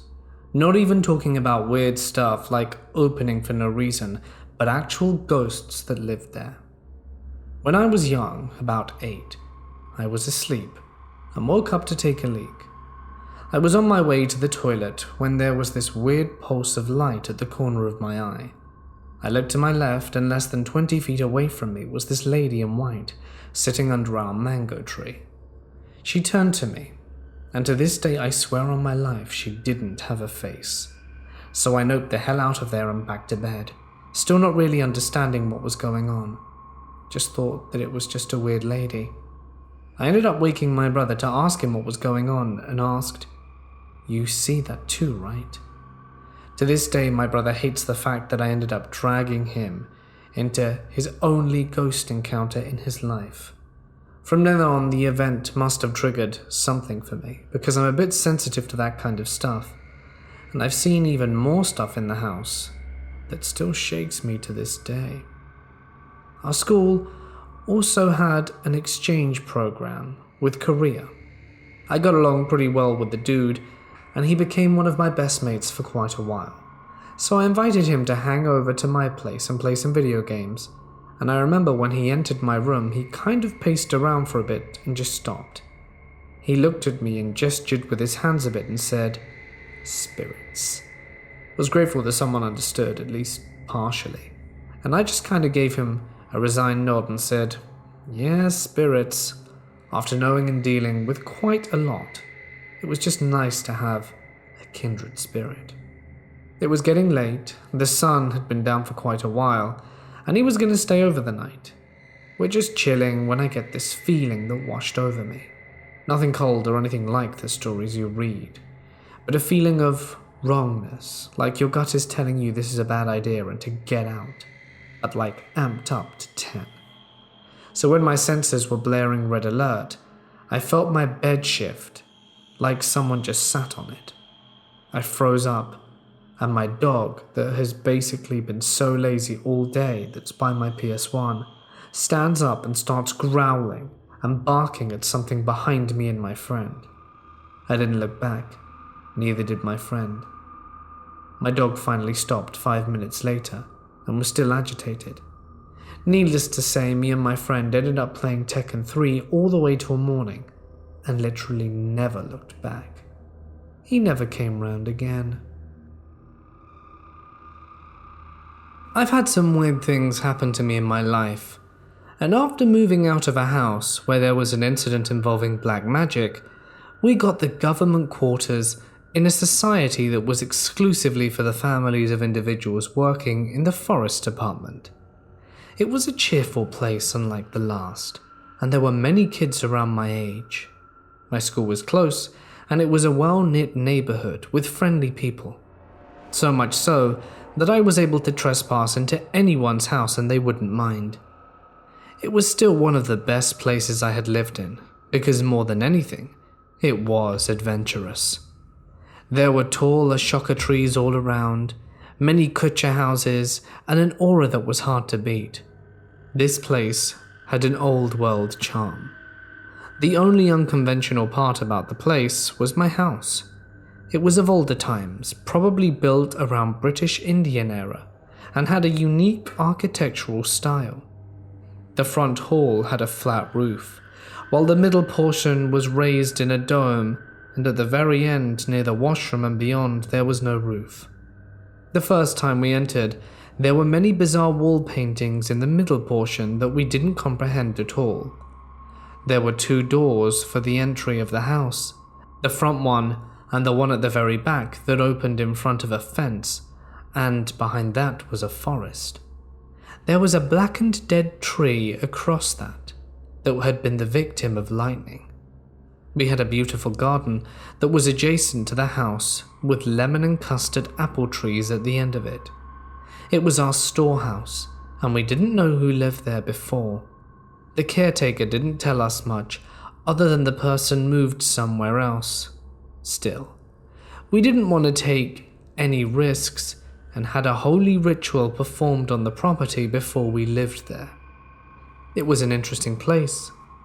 I made new friends, and we used to play in the society compound all day long after school. The forest office was in the society itself near the main gate. The place was surrounded with rocky terrains and forest. As kids, we explored a lot, and I often saw soldiers from afar marching around behind the terrains. There was another forest office in the compound, which was old and closed forever. It was locked, and the old office almost in front of my house, at a diagonal distance, was built on an elevated stage. It had high walls and a rotting structure. It was a home to many mossy outgrowths, and it had no roof either. By the side of it was a burnt house that had been abandoned. Nobody went there. It was instructed by the temple priest and his wife, as there was a black dog that lived there that had gone mad. We used to obey that, as it was near the forest, so poisonous snakes and monkeys were a daily sight, and we'd gotten used to it. The monkeys came every evening at 5 o'clock, and I had some really funny incidents with them. One day we were playing cricket near the old office, when an older boy played an aerial shoot to the building. There was no roof, so the ball went in, and I was sent to retrieve it. I climbed on the edges of bricks that were jutting out of the terrain adjoining to the office, and entered from above. It was a very creepy place, with a deadening black smell all around. I found some bones lying in the trash, probably left by dogs. I came out, went about my business, but there was something off. The next day in the morning, my mum came to us as we were talking about some news.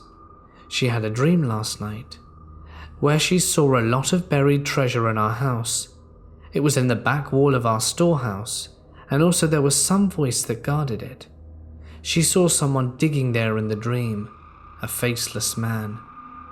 We all went into the garden and opened the storehouse, and the wall at the back was put up again. Someone did try to break it down. It wasn't painted and was mere bricks and cement, albeit thicker than the other ones. My mum didn't proceed further.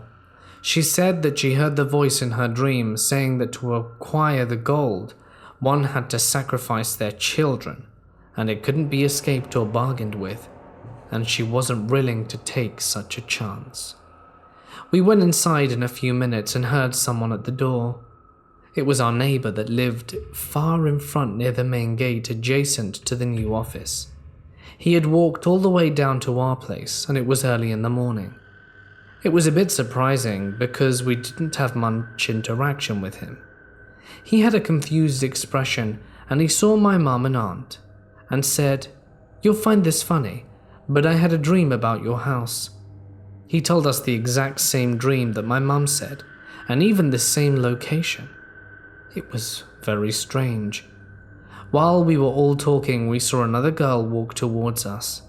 She lived near the terrain, and to our surprise, even she had the same dream. Everyone wanted us to investigate now, but Mum was in no mood. One thing that she wanted to do was know about the place. The caretaker was questioned, and he revealed that the person who lived there was of Anglo-Indian descent. He lived here some 22 years back and was a treasure explorer. He knew of the treasure in this place and tried to search for it. It was said that he sacrificed his own son to get the wealth, but wasn't able to bear the guilt and went crazy and disappeared. The broken wall was put up by someone at night the day he disappeared. No one saw who did it. The man had murdered his son right in front of our washroom in the last section that opened near the forest. It gave me shudders, because there were frequent power cuts in those days at night, and I used to take long showers at midnight. The idea of something lurking and guarding the walls and adjacent treasure were enough to give me chills. We mutually decided to do nothing about it, and left town later that year. About 4 years ago, my grandmother passed in her house. She passed of cancer, and it was a peaceful death. Then about 4 months after that, my step-grandfather also passed away. This one was a bit more brutal. He had gone into a big depression after my grandmother had gone, and stopped talking to the whole family except for one of my uncles, his son, and he was also the one who found him. My grandfather stopped taking all of his medications, which was terrible for him because he had hepatitis C, diabetes, and a few other disorders. He was found on the floor in the hallway and had been there for about 3 days. There was blood everywhere, and he was internally bleeding, and he began to cough and throw up blood. After both of my grandparents were gone, my family took over the house. We renovated everything. We had to put new carpet in. The old carpet was torn out because my grandfather had hepatitis C and his blood went everywhere. When we first moved in, my mum and I liked to sleep in the living room on the couches because our rooms were being renovated. Also, the cable wasn't set up yet, and neither was the internet, and we could watch DVDs in the living room TV. We lived very far out in the woods, near the Bohemian Grove, so we had to wait to get satellite internet. My mum and I would usually sleep out there at different times because my mum works graveyard shifts at a vet hospital.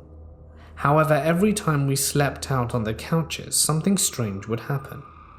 Almost every night, at 2:43, give or take a few minutes, I would wake up terrified, covered in sweat and breathing heavily. on the brink of tears. I knew I had woken up from a nightmare every time, but I never remembered them. This happened probably 20 times before I decided I was no longer going to fall asleep in the living room. So I slept in my bedroom, but the only thing that stopped was the waking up at the same time every night.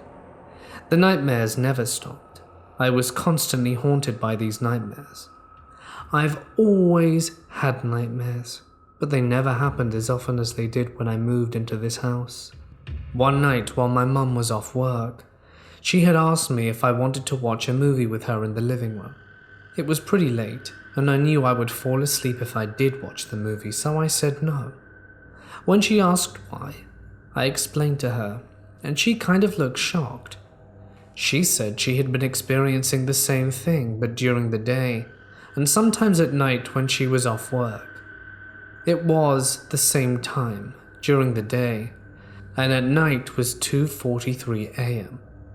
We were sort of relieved that we had both been experiencing this, but also sort of scared because we had no idea what was going on.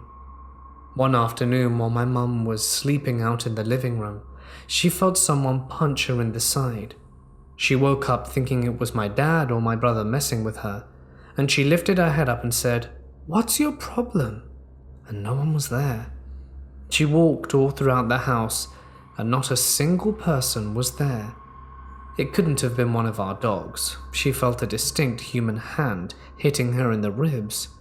So basically my mum decides to never sleep on the couch again.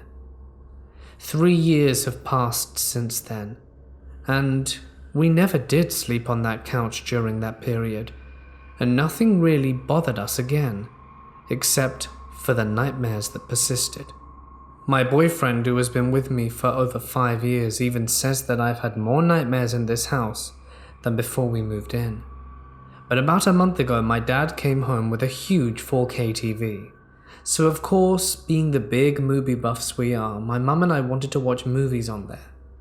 Now, when I was watching movies out in the living room late at night, I usually stay up past 2:43 a.m. just in case, and nothing will happen. Except the other night. At exactly 2:43, I was awake and my mum had passed out. All of a sudden I start to hear a whimper. At first I thought it was one of my dogs wanting to go outside. But then I realized it was my mum. And when the whimper grew louder, into a full scream, I woke her up and she was very confused and scared. I told her she was screaming, and she said that she just had a dream where she was laying down next to me on the couch, like she was just then, but I was asleep. She said she was unable to move and was trying to scream because she felt I was in danger, but she couldn't get the words out. Then a shadowy hand grabbed my face, and that's when she woke. My mum and I are the only ones who experience the nightmare and the specific times that the nightmares happen in the living room. Although when my older brother was crashing on our couch for a while, he claimed to have experienced some weird stuff too, like the feeling that someone was watching him sleep. We all have experienced things moving there on our own, like this antique kerosene lamp that we have on a shelf that just about touches the ceiling, flew off one day and shattered for no reason. It sucked getting the old kerosene smell out of the carpet. We've actually been losing forks as well. I don't know what that means, but they just go missing. And we're down to about 3 or 4 as opposed to the 10 we started off with. Our TV will turn off randomly at times without anyone touching the remote. And we used a warranty to get a new one, and the new TV does exactly the same thing. It's not a power issue where the TV just loses power or the plug isn't plugged in all the way. The TV screen says, powering off, and then shuts down. We do get random scents out of nowhere. My mum usually smells this old soap that smells like her grandmother, while I get a smell of something burning and it gives me a headache.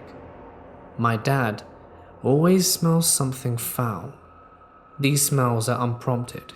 Usually only one person can smell it, and this has been slowly progressing over the course of the last 4 years. We're not really sure what's going on. I think it's my grandfather not happy that we're here. What do you guys think? My family and I lived at a large property called Gladstone Villa in the former mining town of Bargode in the Caerphilly County Borough of South Wales in the valleys. From 1969 to 1978, we experienced activity that simply defied rational explanation, such as lights going on and off. We witnessed electrical cables being pulled, and my grandfather Bill claimed to have a glass bottle thrown at his head as he entered the main bedroom, missing him by inches. I didn't personally see this myself, but I can still recall the time he came from there with the broken bottles in his hand and told us what happened. There was the occasional sighting, but this was very rare indeed. So rare that in all the 9 years I was there, I never once saw it, but I did hear it many times in the bedroom. It's still worth mentioning that my mother Caroline saw it on at least 2 occasions. There were also regular footsteps heard in the main bedroom every evening.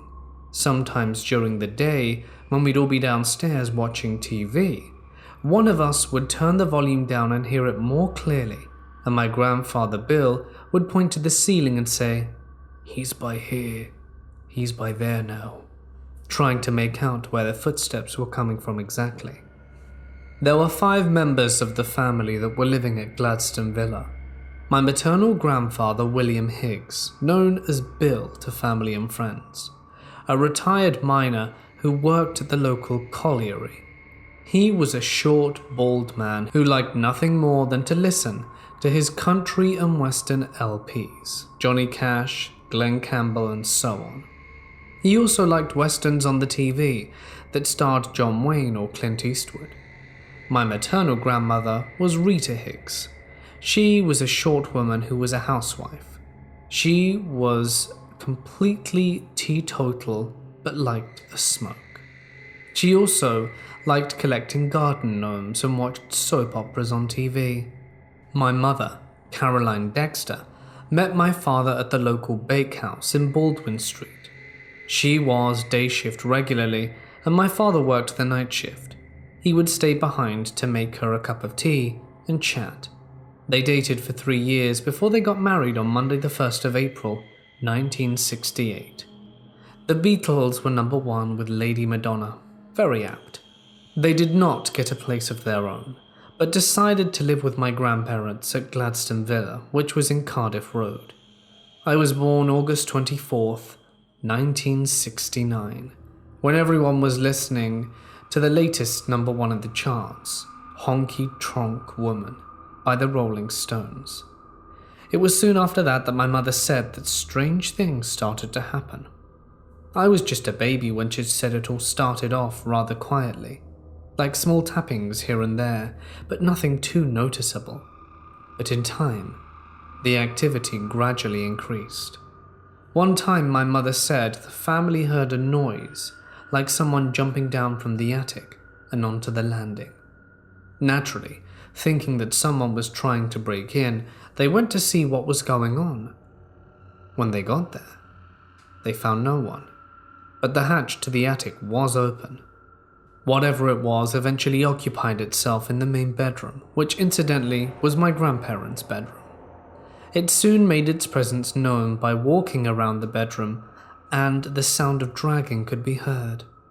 One day my mother went upstairs to that bedroom to get my father up for work so he could get ready for his night shift. When she got to there, she was confronted by the sight of the ironing board placed on my father's torso as he slept. When he awoke, he was astonished to find the situation he was in. He suspected my grandfather Bill was playing pranks, but in time he knew my grandfather was not responsible for it, and he told his work friends what was going on there, and it got around that Gladstone Villa was haunted. My parents separated in 1972, and my father left Gladstone Villa, but it wasn't because of what was going on at Gladstone Villa. It was just a breakdown of a marriage. They finally divorced on April 25th, 1975.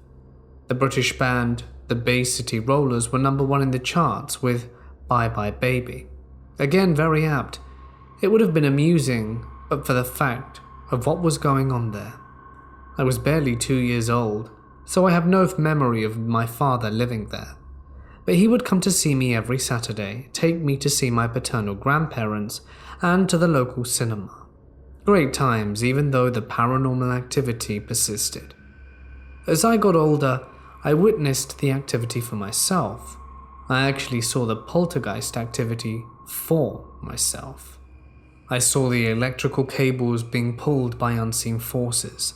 I saw the lights going on and off, and when my grandfather Bill would play records on Sunday, as the family did at dinner, the music would turn off on its own. It took exception to the British band Slade and any religious TV shows my grandmother Rita would watch. The local police were also involved. I remember them popping their heads into the attic, hesitating and not going in, but they suggested it was my father playing a prank on the family. A family friend, Miss Ivy France, she was more of a friend of my grandma Rita. She was very skeptical when my grandmother told her that Gladstone Villa was haunted. I can still remember Ivy going into the main bedroom, looking around and saying it was a vibration from the traffic. But she was soon to change her mind when she experienced it for herself. It was then she suggested the local press and a medium. The medium was John Matthews, and when he came to Gladstone Villa, he started by asking the family questions. He then began by challenging the spirit to perform knocking on the ceiling, and sure enough, it responded by knocking back at him. At some point, John went into a trance to try and make contact, but he failed to get a name. He later confirmed the obvious, that there was indeed a presence there, and it was an earthbound spirit that had unfinished business. A priest by the name of Graham Jones was called to Gladstone Villa. He blessed the property, and after a few prayers, he duly left. It was quiet for a few short months after that. No incidents, but it did return, and with a vengeance. This time it decided to show itself. One evening, my grandfather Bill, my mother Caroline and I were watching television.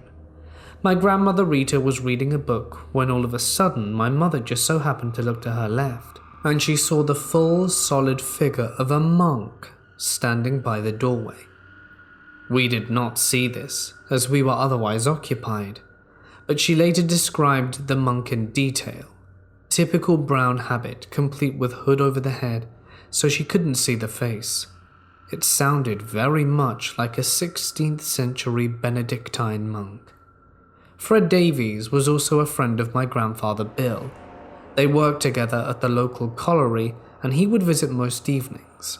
Fred was a slim man who would wear a flat cap and glasses, and smoked some homemade cigarettes that hung from his lips when he spoke. He would sit in his favorite chair by the open fire and talk to the family and watch TV with us. One day, Fred was with us, in his usual place by the open fire. I was quietly playing with my toys by the sideboard. It was quiet when all of a sudden there was one very loud bang. It was so loud that Fred ducked his head and I ran to my mother for comfort. When it was quiet, we went upstairs. My grandfather Bill would always be first and I would be last. When we go to that bedroom, we found nothing that could account for the noise. Fred later told us that he ducked his head as he thought it was going to come through the ceiling.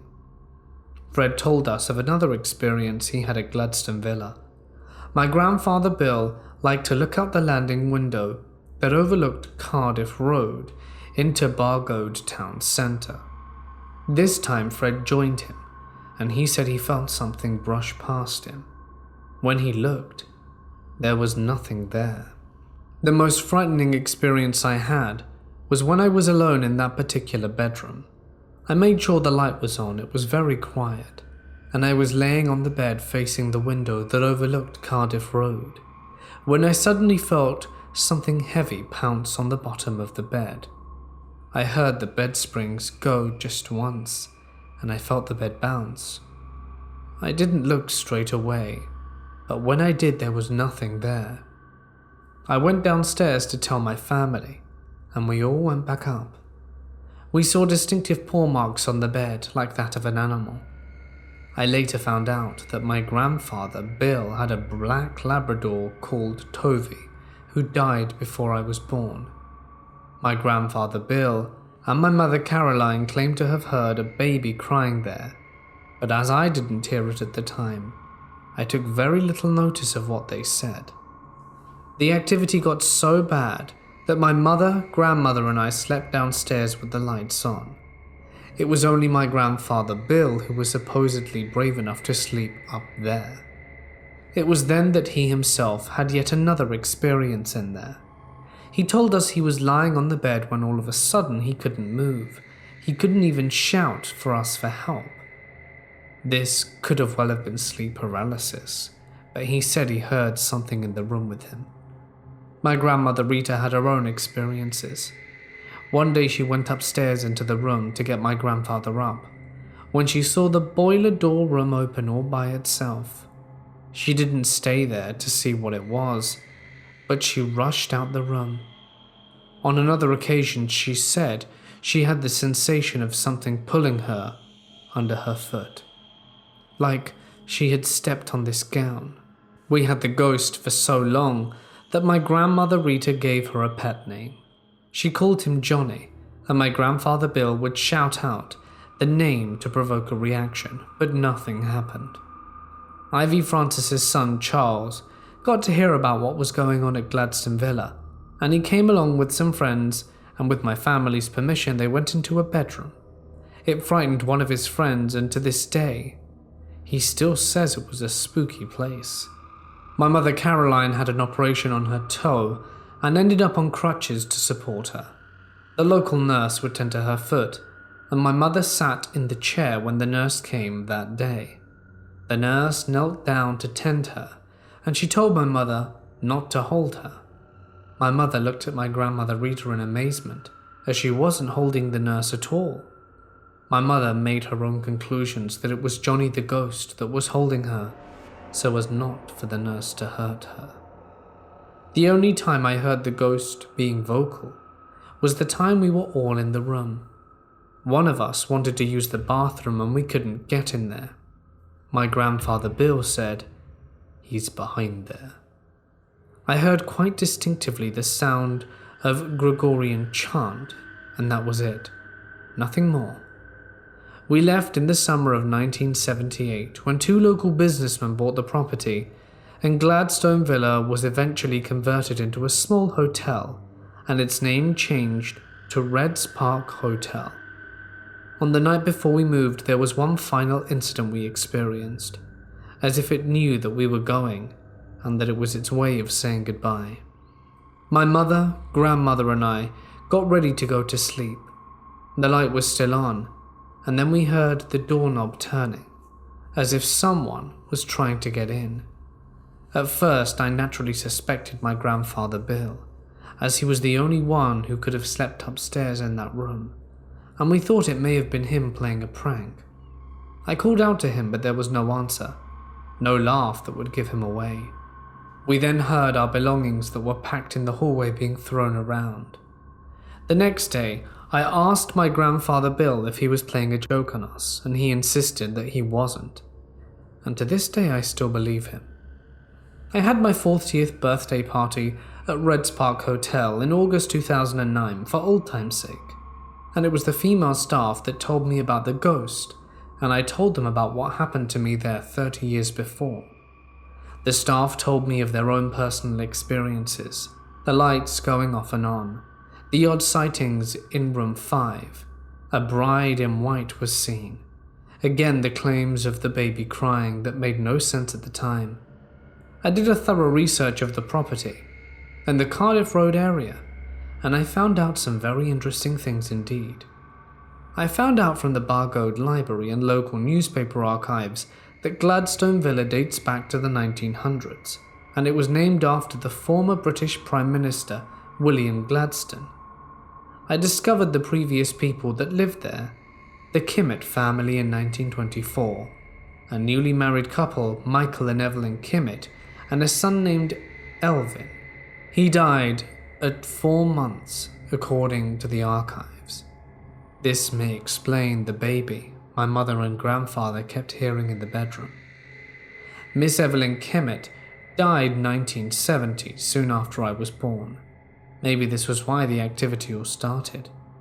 I also found that there was a monastery in Baldwin Street where my parents met and worked, and there was a property directly opposite the former Gladstone Villa property in Cardiff dating back to the 16th century. It is now a public house called the Rafa Club. A priest hide is said to be there, but it's sealed up. This explains the monk my mother saw. What I have said here is true. I wouldn't share it with you if I couldn't possibly back this up, and I have used real names as not to hide anything, and all I have said can be verified by the family of those people mentioned. Sadly, some of those are no longer with us. I challenge any hardened skeptic and firm non-believer, and I can assure them that they will indeed most certainly question their belief system. Of this I have no doubt whatsoever. You may Google the property. It's still there on Cardiff Road, Bargoed, Wales, UK, very near Caerphilly in Cardiff. This place needs to be thoroughly investigated and is well worth documenting. When I was little, about 7, whenever my dad was out of town for a business trip, I'd sleep in my parents' bed with my mum. This was one of those nights. Sometimes in the middle of the night, my mum would wake me up, saying that she heard someone in the house. It was only 2 of us and our dog. I listened, and I could hear a door slamming shut, opening and slamming shut again. The weird part was that it sounded like it was the same door over and over again. My mum called 911, while I silently cried in fear under the covers. I had never felt so much fear, and it was the first time in my life that I had been completely overwhelmed with panic. I also heard my dog going crazy out in the hallway. She was whimpering, and I could hear her collar jingle as she was running. I couldn't tell if she was running from something or chasing something. When the police arrived, the noises stopped. They searched the house, but found nothing. As soon as they left, me and my mum tried to go to sleep, but the door opening and closing started up again. My mum said she didn't want to call the police again, so I cried myself to sleep that night. When I woke up in the morning, it had stopped. There was nothing out of place, no open doors and no open windows. My mum doesn't like to talk about that night. For years after that day, I'd checked closets, under the beds, and anywhere someone might be hiding. Whenever I walked into a room, to this day I can't sleep somewhere if the door isn't locked. I'm 18, and now I can never forget that night. I've always been angry at my mum for waking me up to experience the whole thing when I could have slept through it and completely avoided the trauma. I also can't help but wonder what would have happened if I'd have slept in my own room that night. My flatmates and I moved into a gorgeous house 2 months ago. Roughly 2 weeks in, we started hearing boot steps in the hall and on the front porch. We are in close proximity to the neighbors, but I doubt it's them we're hearing at 3, 4, and 5 a.m. Since moving in, I feel like I'm being watched when I'm in the shower. Just over 2 weeks ago, I was laying in bed watching videos on my phone when I felt something tugging at my charger cable. We don't have any pets, and ever since then things have gotten progressively worse for me. I hear muffled voices outside my room at night, and I've checked them out on plenty of occasions, and there's no one there. And I can't hear anything from the neighbors either. On a night that I find myself home alone, i.e. without my boyfriend, I tend to have quite explicit dreams, though never with my boyfriend, and I wake up feeling guilty. If I'm at my boyfriend's though, they're always about being chased, or messed up houses with traps and not being able to get away. When I'm home, I wake up with bruises that were not there before when I went to bed. I had one on my inner thigh, both. Some on my upper arms, just blotches of bruising. I know I can be clumsy at times, but I know if I've hurt myself. I pulled an all-nighter just over a week ago to do some work for a website that's launching soon, and I saw someone's head and shoulders around the corner from the dining room at about 5:30 to 6 a.m. Only one of the flatmates was awake. I asked if it were him, and he said it wasn't. Last week, I went to pull the lounge curtains because there was glare on the TV. I had my door open to air my room out because I'd been away for a few days. I saw the palm of an androgynous hand waving at me. I told my flatmate, and he said that they were going to check it out. We stepped into my room, and we were instantly freezing, breathing fog and all. It doesn't feel like my room anymore, it just feels wrong. That night, I decided I was sleeping on the couch in the lounge, but come roughly 5 a.m., just as I was drifting off to sleep, I hear something tapping at the keyboard. All our computers are in the lounge, or we would never see each other because of work schedules, and I was the only person there, and as previously mentioned, we don't own pets. My computer was off though, so I couldn't see anything. However, it was staying on at night with a blank document open. All of this means I'm having a lot of trouble sleeping. And then just now, I heard 4 rather heavy raps at the window. I really don't want to look, and I'm not going to. I know there's something wrong in this house. So things at the new house have still been going on, and in some respects are picking up. The other day I left my phone on my desk while I went to the bathroom. When I returned, I noticed that my phone was half removed from the faceplate. Everyone else was either asleep or at work at this point, as the flat comprises, for the most part, of night shifts. About a week later, I had gone out the front door for a cigarette, as there was a pretty decent storm blowing, and the backyard offers no protection in a southerly. I had locked the door behind me when I came inside, because I was the only person home. Just over an hour late. I heard the front door open and close, and I went out to greet whichever flatmate had come, thinking that someone had finished work early, but I couldn't find anyone in the house, and the front door was now unlocked. About 4:30 the following morning, I was sitting at my computer in the lounge when my right shoulder got very cold. I peered sideways at my shoulder and almost noticed that a single strand of my hair was bouncing up and down, almost as if someone was pulling a pig's tail. I spent a few weeks away from home, and last night was my first night back in the house. At 1 a.m. today, I went to go to the bathroom before going to bed. As I pushed open the bathroom door, I saw a black, shadowy figure standing by the window. I thought nothing of it, as I was half asleep. But as I went to sit down, I noticed that the bathroom scales were going through the tarring process. These are electric scales and have to be stepped on to turn on. But ever since you move, they have to be lifted slightly for them to register that you want to use them.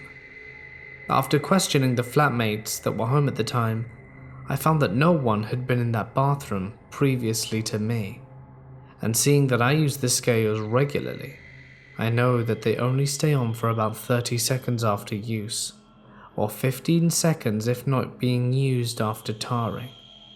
At midday today, I went to the loo, then decided I would shower as I needed to wash my hair for the weekend.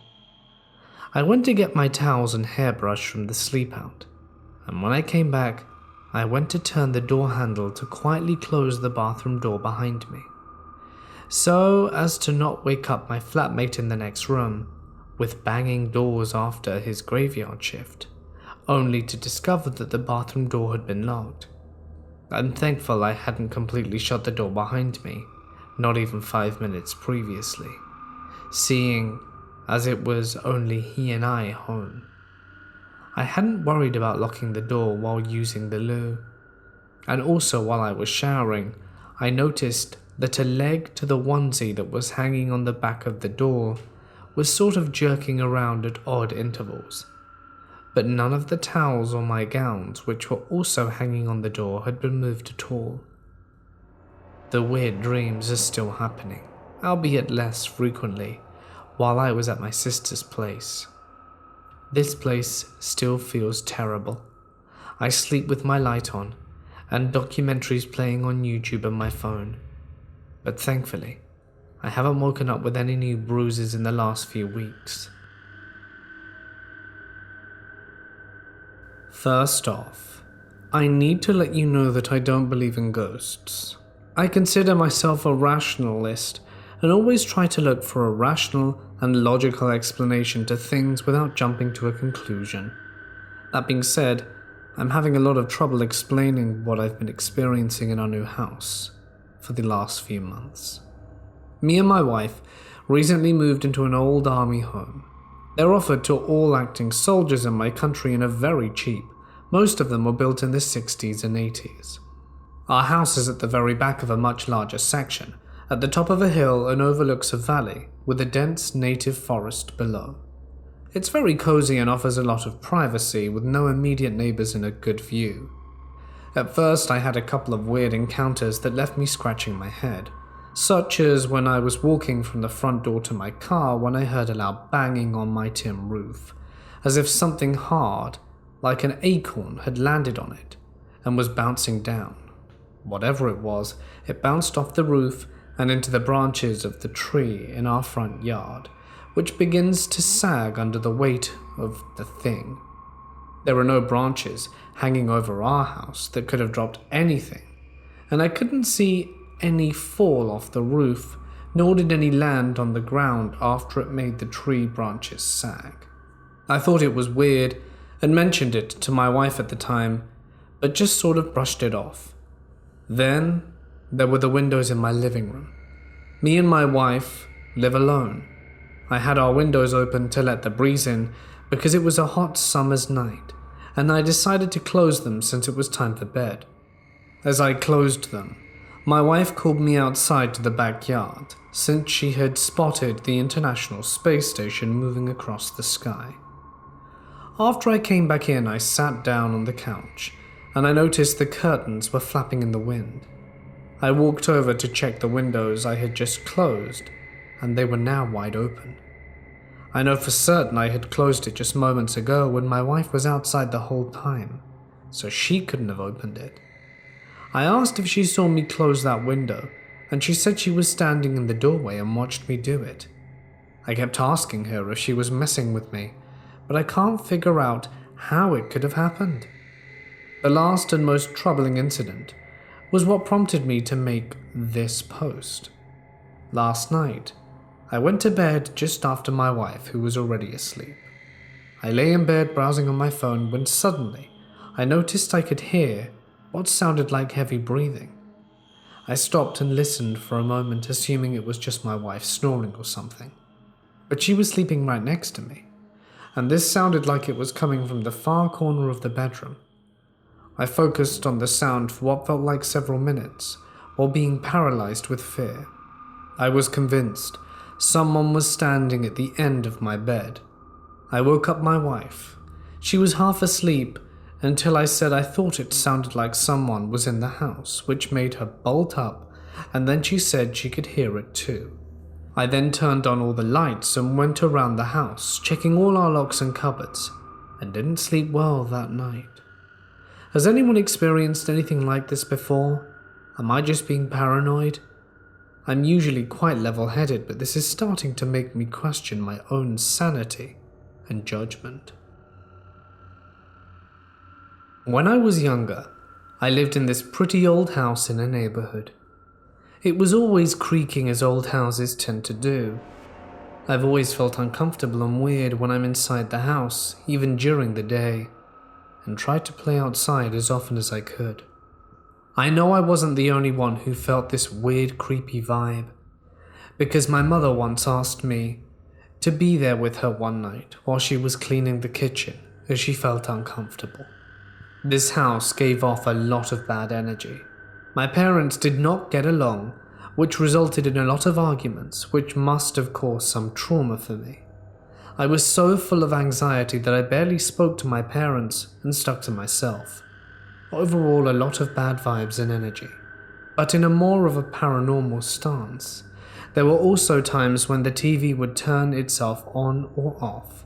At some point when my dad was walking down the hallway, I saw a subtle glowing figure following behind him.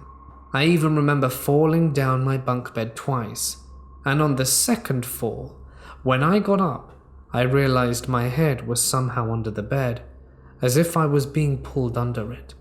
But the main thing that stuck out from living in this house was that I constantly had nightmares, specifically ones that were always held in parts of my house. I had nightmares where there was something in my closet that was trying to come out, and once I woke up and noticed that my closet was slightly slid open. I had another dream where there was something coming out from under the bed, the shed that we had in the backyard that my dad built too.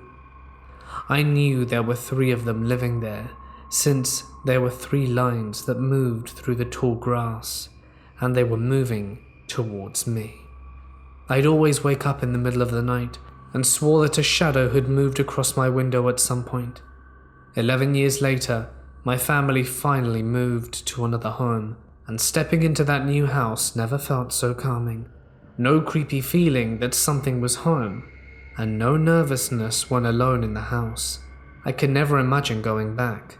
But some years later, my mum had a friend that by some odd chance moved into that same house. My mum asked her if it ever felt weird inside the house, and even her friend agreed that she never felt comfortable while she was alone in there. My best friend Amy and I have been inseparable since age 11.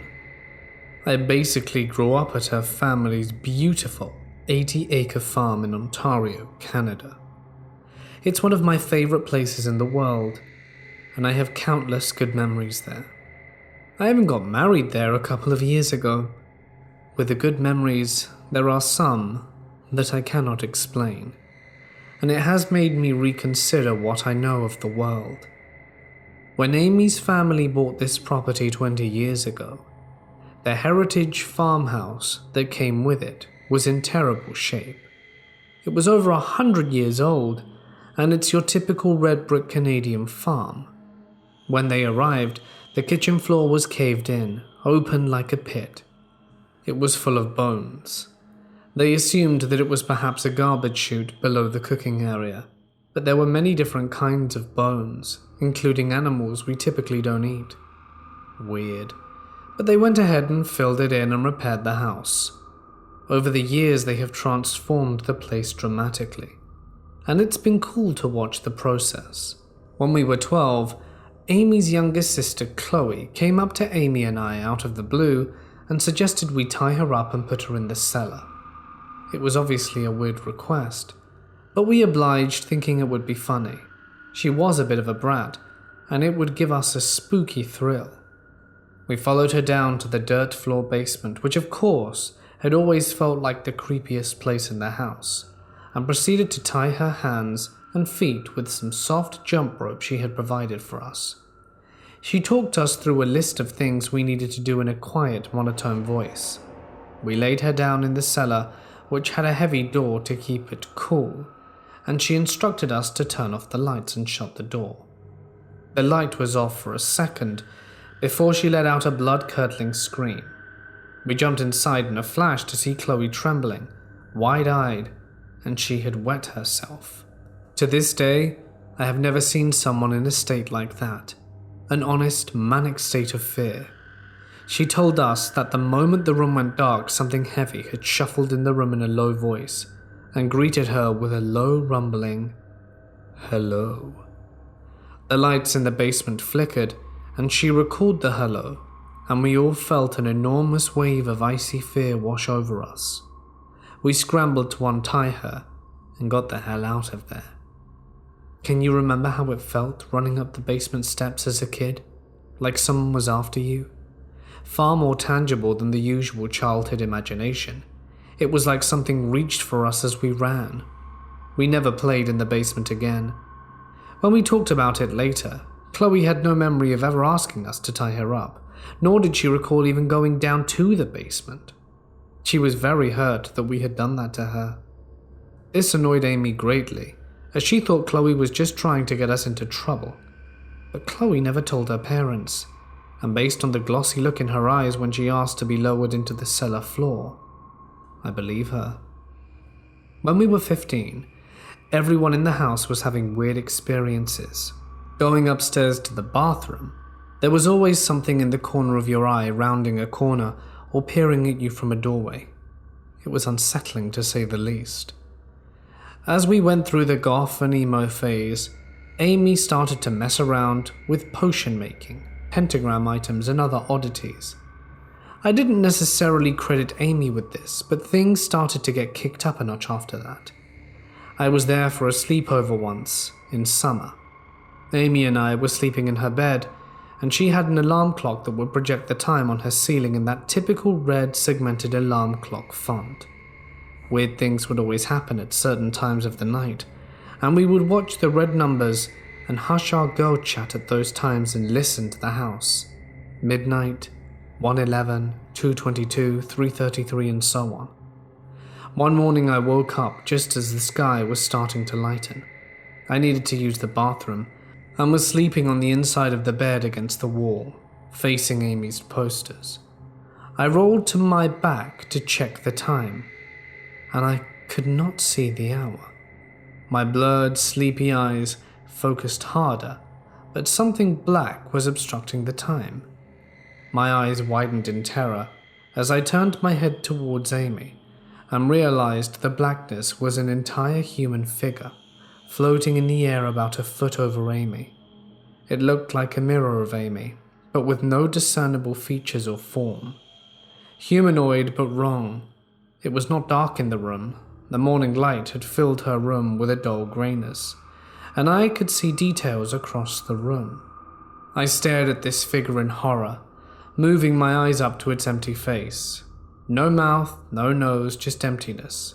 When my eyes met the full face, bright white eyes shot open and stared at me with an unbearable intensity. I shut my eyes in a flash and lay there, frozen and terrified for what felt like hours. I have never felt that level of fear in my entire life. I never heard a noise. I never felt a touch, but I felt the intense eyes upon me. At 7:30, Amy woke up to use the bathroom, and listening to her hum a tiny bit eased me enough to crack an eye open. Everything in the room was normal, and Amy returned to the bed with a thud and resumed sleep. I nudged her and asked if she could escort me to the bathroom. I told her about what happened later that day, and she was less than pleased to hear about it, and had a hard time sleeping in her room for a while after that. I'm absolutely certain I was awake, and there was not a single ounce of tired left in me when my eyes met whatever that was.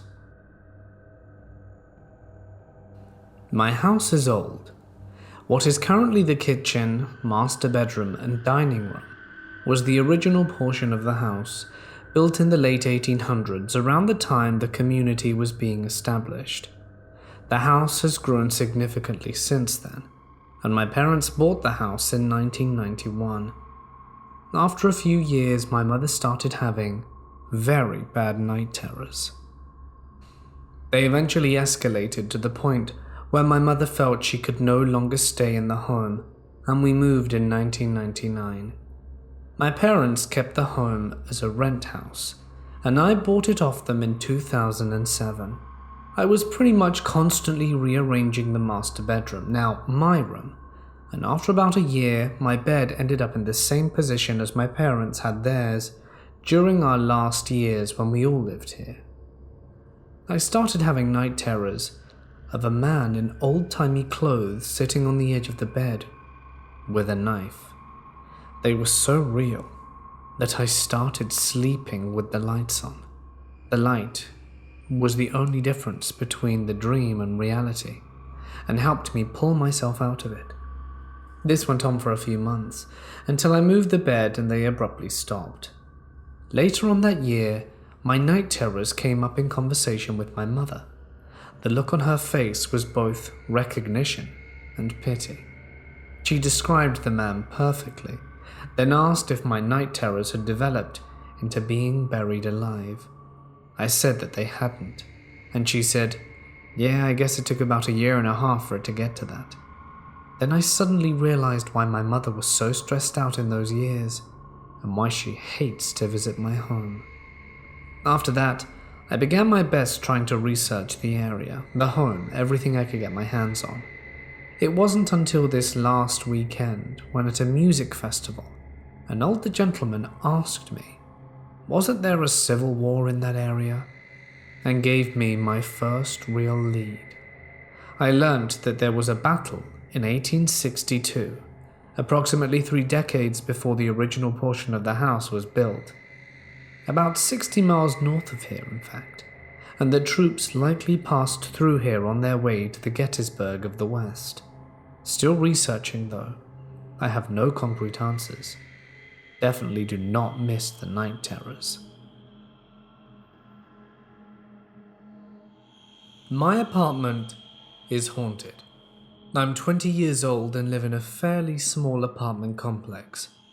I live here with my husband and 2-year-old daughter. We've lived here for about 1.5 years, and the weird stuff started about 8 months ago. In my apartment, there are 2 bedrooms, and in my daughter's room, there is a utility closet and a regular sliding door closet. In my room, one whole wall is basically a closet with 3 sliding doors. You may be wondering why I'm explaining closets.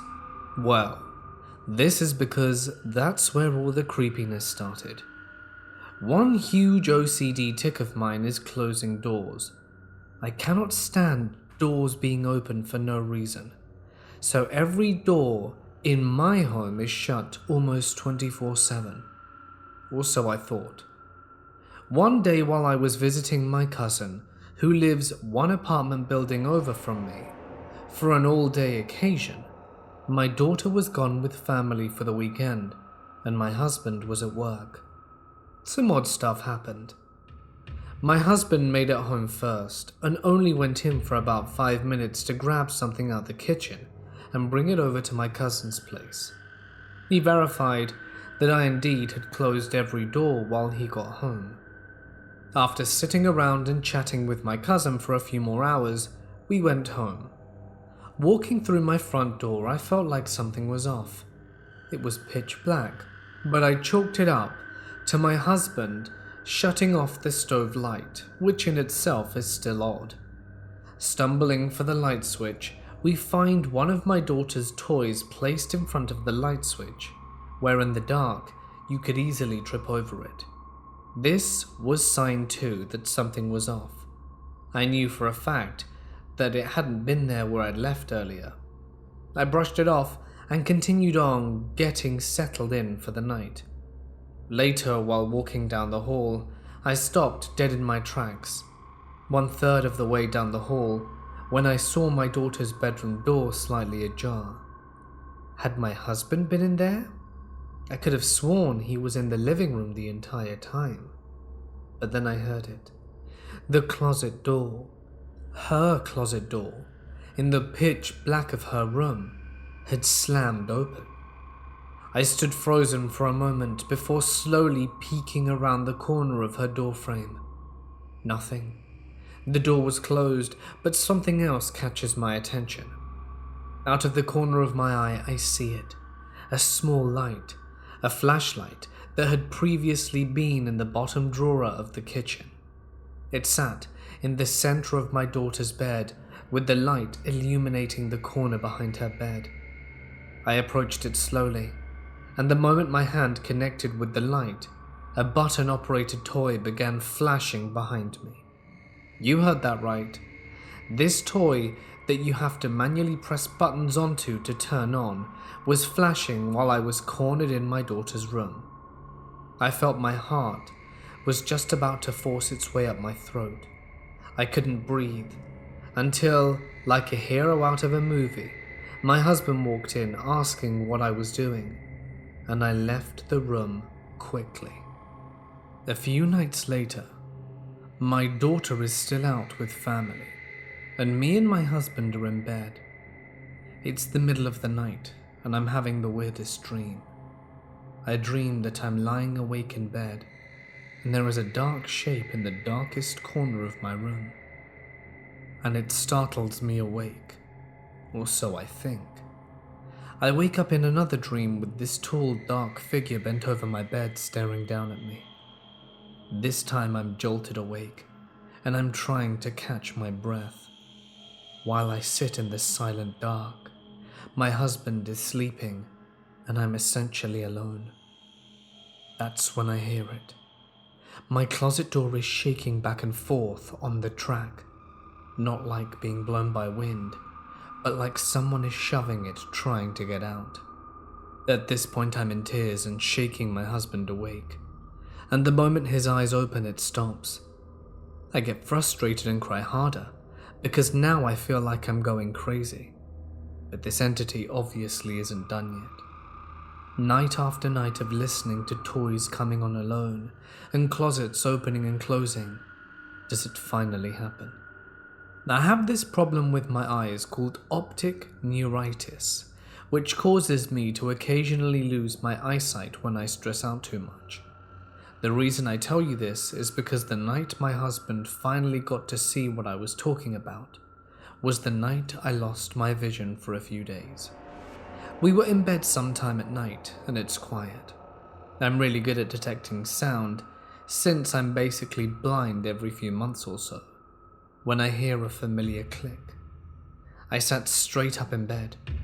Our hallway light is a twist light, so to turn it on you twist a little knob at the bottom and it clicks when you twist it. At the same time, my husband jumps out of bed because he sees the hall light flash on through the crack of the door. I'm panicking, but I know that he is finally going to understand what I've been suffering through. He opens the door, and from what he told me, every door in the house was wide open. After a long night of closing doors and tear-filled apologies, we finally pass out from exhaustion. My daughter comes home and is acting strange, talking to walls, sitting in her closet, and pointing at corners. This scares me, but my husband says it's normal kid stuff. And before bed, my daughter and I are in the living room, and she's using her potty chair when she points into the kitchen and says, "Push it off." And within seconds, a glass is flung from the counter at the wall and lands upright on the floor. I'm traumatized living in my apartment.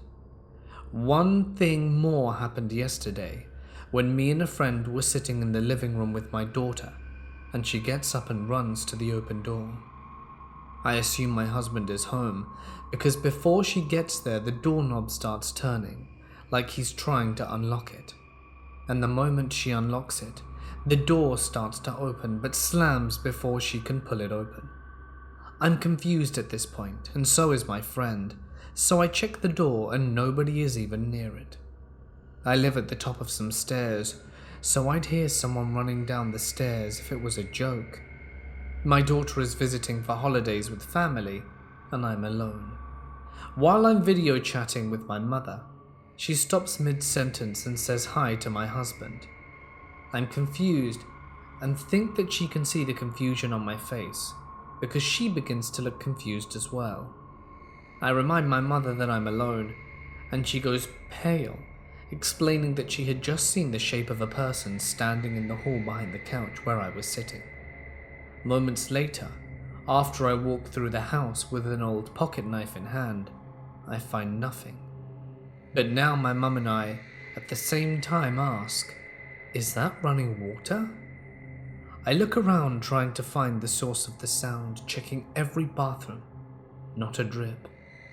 Then the sound sounds like it's coming from the kitchen. Nothing again. Frustrated, I stomp back to the bathroom, and my skin begins to crawl. The sink is on full blast. How? Confused yet again, I walk back into the living room, phone still in hand, talking to my mother, and the wall behind me that connects the living room and my daughter's room. There's a loud bang, like someone hit the apartment wall very hard. I spent an hour waiting outside my apartment on the phone with my mum, waiting for my husband to get home and survey it further before I entered. I live in a house in the middle of nowhere, deep in the woods, so it's always had that potential to be creepy, especially at night when all the deers, coyotes, and other animals are making noises in the woods. The house was built about 13 years ago by my family, so we are the only ones to have lived in it. I don't know anything about the property other than it's in the country by some cornfields and a few other houses. Ever since I was a kid, there has been one room in the house that has always given me a weird feeling when I was in there by myself, and that is my mum and my stepdad's room. Anytime I was in there alone, I just felt odd, like I was on edge. However, this could just be because my mum never really liked me in her room. It is just a feeling of almost being watched, or that I needed to hurry out of there. Like I said, it could be because of my mum's rule, so I'm automatically assuming this means my house is haunted. On Tuesday I was home alone, no pets, nothing, and I was getting ready to go out. My mum has this hair product in her bathroom which is attached to her bedroom that I love, so I stroll over down the hall in order to obtain some. As I was styling my hair, I hear a noise, like a smacking sound. I'm 100% certain of what I heard, as this sounded as if someone took their open bare hand and hit it off the wall 3 times. The sound seemed to have come from around where the door to her room is, or from the hallway where it opens up to a large entryway, because the smacks did not seem muffled, so it didn't sound like it was coming from another room, the attic, or any other part of the house. I immediately froze, because I thought I was busted by my mum or stepdad for stealing some product, and they were messing with me, or someone was knocking on the door to the house. I almost immediately left the bathroom and peered around her door down to the entryway to look at the door, which has a large glass panel. I saw no one standing there.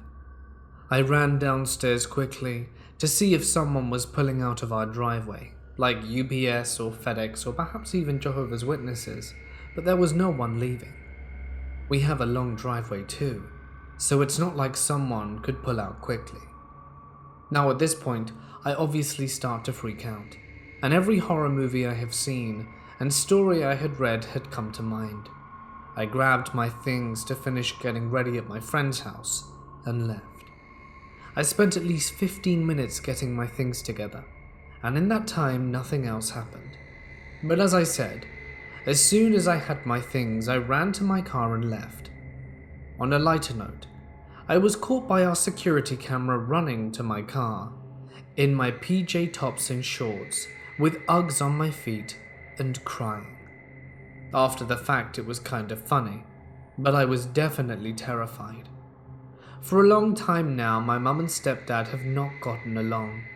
For years, there was almost constant tension of arguments, and that is the room where they both had to sleep together. However, they have recently decided to separate, so the arguments have all but subsided. My question is, could the years of hate, tension, sadness, and anger build up to create or invite something into the home? If this were the case, why was it showing itself now, when things are finally coming to a resolution, with both of them looking for new places to live? I, of course, called my stepdad in tears, suggesting a person could even have broken in, as I was trying to rationalize it. He said he thought it could be a mouse in the attic. We live next to a field, remember?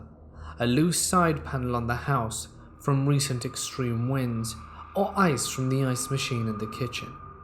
Now bear in mind, I've heard all these noises before. I know what they sound like, and I don't think that they're the case. He checked the cameras, and I was the only person to enter and leave. Of course, everyone thinks I'm overreacting, but I am confident in what I heard, and the fact that it gave me chills. I grew up in a very rural area in the Appalachians. There was no town for half an hour or longer drive in any direction. No traffic lights, just back roads and terrifying houses, and a lot of forest. I grew up without limited electricity, water, and all of that jazz, as did most of the people around me. We had a set of well-off retirees move in pretty close to my house on the opposite side of the mountain. They built a fancy house on the other side of the mountain and had a good long winding 1 mile long driveway from the main mountain road. I knew the neighbors simply as Steve and Joanne. Steve and Joanne ended up getting custody of 3 of their grandchildren when I was about 3 years old, and they were very young and had developmental delays. One was deaf, one was a quadriplegic, and the youngest, Jonathan. I'm not exactly sure what was wrong with him, but he was slow, wore a helmet and that kind of thing, but I was too little to know. Since we lived in an old, unsettled territory, where there is a ton of exposed wells from old foundations and cabins, my dad was always very cautious about where I played, because of the danger of them. And despite Steve and Joanne's precautions, and no one apparently knows how, Jonathan got outside one day, wandered out into the woods, and fell in one of those wells. It happened to be one that had water in it, and he drowned. I was around 5 years old, and I remember hearing when the cops found his body that he had drowned, and how inconceivable that was to me as a kid. I went to the funeral as well, and after this, the family built a large, gated deck around the house that was airtight to protect the kids just in case. It was a huge project, and an absolutely gigantic locked gate. My mum hung out with the family pretty often, so I was dragged over there for quite a few years until I was 8 or so. She would do work for them like clean their house or milk their goats, and I just wandered on the creepy deck on the side of the mountain and felt very unsettled. I got those feelings a lot as a kid, and to tell the truth, I had forgotten about the little boy who died. But anyway, I just remember being in the house and hating it there. Then one day, Steve and Joanne just up and left. They left everything and moved to Alaska. That was the rumor anyway. But the house sat empty. I used to see the house through the woods when I was out exploring, and I remember it because none of my dogs would ever go towards the house at all. I could sometimes hear these loud scrapes and booms. Think of a sound that a tin sheet would make if you stomped on it, and it felt like the empty house was looking back at me. I attributed the sound to bears or deers or other loud animals and avoided it. One day I was about 10 years old and saw an old truck peel into the driveway. I alerted my father, who grabbed his gun and jumped into his truck. He's a pretty aggressive, paranoid mountain man, and he followed the truck up, and when he returned I asked him who it was, and he refused to talk to me. But sneaky me pretended to play outside, but was actually outside the window listening as he told my mum what happened. The men in the other truck were 2 of Steve's sons. They had told my dad they were there to get one final look at the house that they helped build because it was being sold, and they apparently asked my dad if he had ever gotten a weird feeling from the house. My dad said no, and as he explained it to my mum, he said while they were out there helping build that deck, that they heard the sound of kids running around the planks, and that one time he saw a shadow fall over his back, and the shadow was a young kid wearing a helmet. This absolutely petrified me, and I never told anyone what I heard. Fast forward a few years. When I was 12, I got really into horseback riding. However, after a few months of near misses from idiotic speeding drivers on the road, my dad had enough and banned me to mountain trail riding only. In his opinion, it was safer. I would have agreed at this point, if he would have let me carry a knife or gun. The most convenient trail was the mile-long dirt driveway to the abandoned house. Fair enough. I didn't have to ride the whole driveway and see the house. I could just go back and forth along the winding road and turn back before I reached the end of the driveway.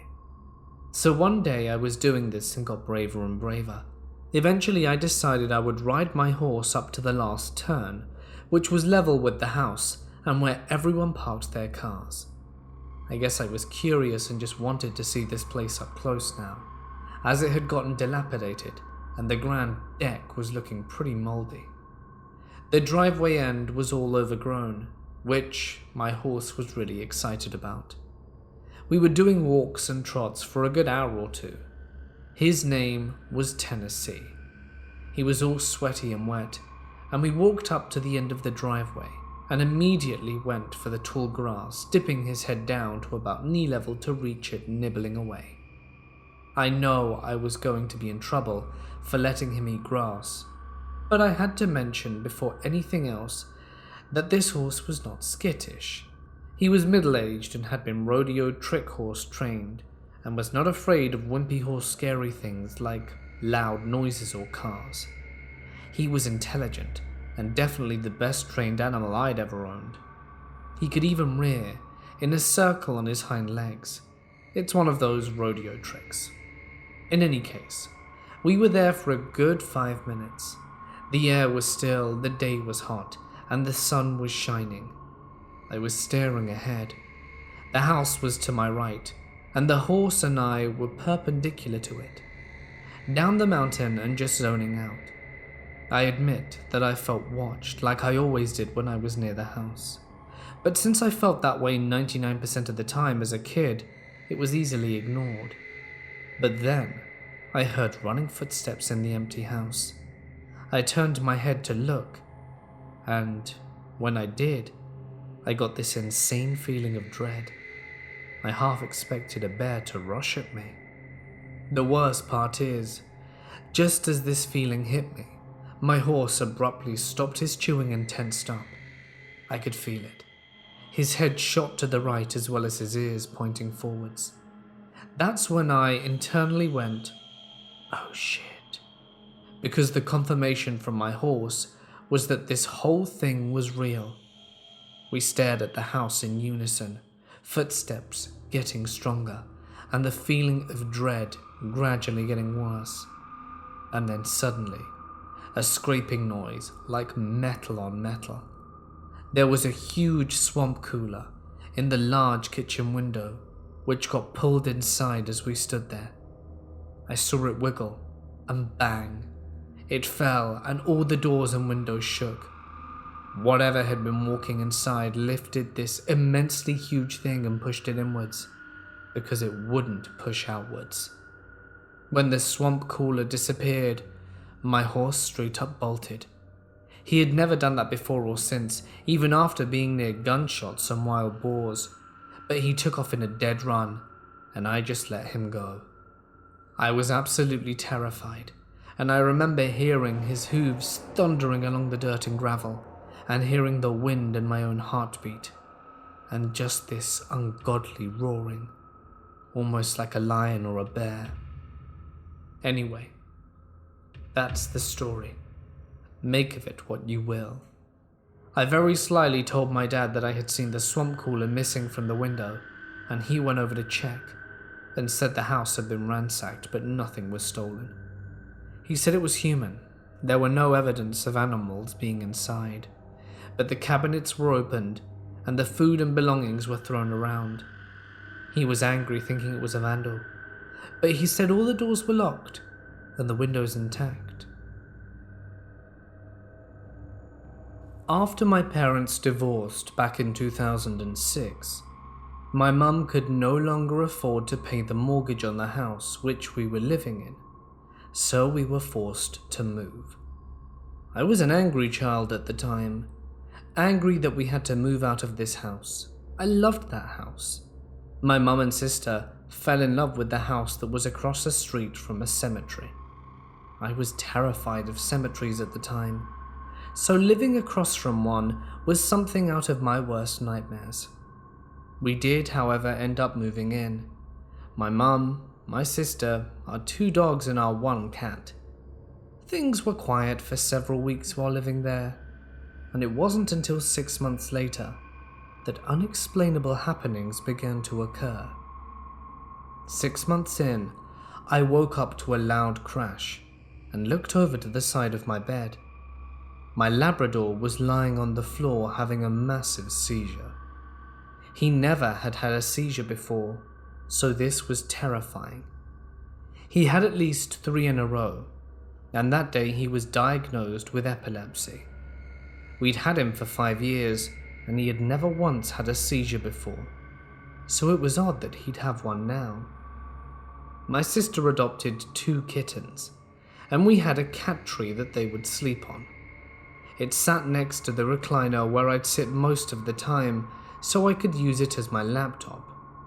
One day, I was sitting there in the recliner, and her cat, Tigger, was fast asleep on his tree. The house was completely silent, and then suddenly, Tigger shot off the tree like someone had come up from behind him and screamed as loudly as they could. It kind of reminded me of a scene from Ghost, when Patrick Swayze's character screamed into his cat's face to attack his murderer that was in his house. That cat was freaked out for the rest of the day and stayed up in my sister's room for the remainder of that day. The family cat, Addix, who never had had a sick day in her life, suddenly had 2 massive strokes the same night, within 30 minutes of each other, and died in my mum's arms a year after moving in. It wasn't just the animals that were affected though. Whatever lived there came after me. At 3:03 a.m. every night, my dog and I would be in a deep sleep, and at the bottom of the steps, it would sound like my mum stood at the bottom shouting, "Nick!" and it would wake both of us up. The first couple of times I would go see if my mum would be okay, and she'd be fast asleep. After that, I got into the habit of sleeping with my headphones on, so I didn't have to hear it. But even then, I'd still sometimes wake up to my name being shouted. Things would go missing in my house, not just anyone's things, but mine. I remember clearly that one night I had put my iPod on its charger before I went to bed. When I woke up the next day, my iPod was gone. It was nowhere to be found, and I searched everywhere for it. I gave up trying to find it after about a week, because there was nowhere else to look. Then about a month after it disappeared, I woke up, and the iPod was back on its charger like nothing had happened. I was working a job where I was closing the store almost nightly, so by the time I got home, I would be the only one awake, so I would sit in my living room with my laptop writing, when I would hear a whisper coming from the vents from the basement. It was a full conversation, and one time the whispers got louder, and so I took off upstairs with my dog. This was constant, until I moved out at 24, and I took my dog with me. The minute we moved out, his seizures stopped. He was a completely different dog. My stuff stopped going missing, and the whispers also stopped. It's been nearly 6 years since I've lived in that house. I was the only one who believed the house was haunted, and I do bring it up with other people. My mum, my sister, but they still insist that there's nothing wrong. Whatever was living there, I was a target, and so were the animals, and I never want to go back, and I'll never have to, because the house has been sold. I do wonder though, if the current owners experience anything like I did. Back around 2011, I had a girlfriend, who is now my ex, who really wanted to experience something paranormal. Myself and my family had experiences, as did hers. So now she was stoked about seeing something too. She decided that she wanted to do a really stereotypical thing. Let's go to a graveyard in the early hours of the morning and see if we can catch something on film or audio in a picture. I was against this, because at the time we were living with my father, who was in ill health.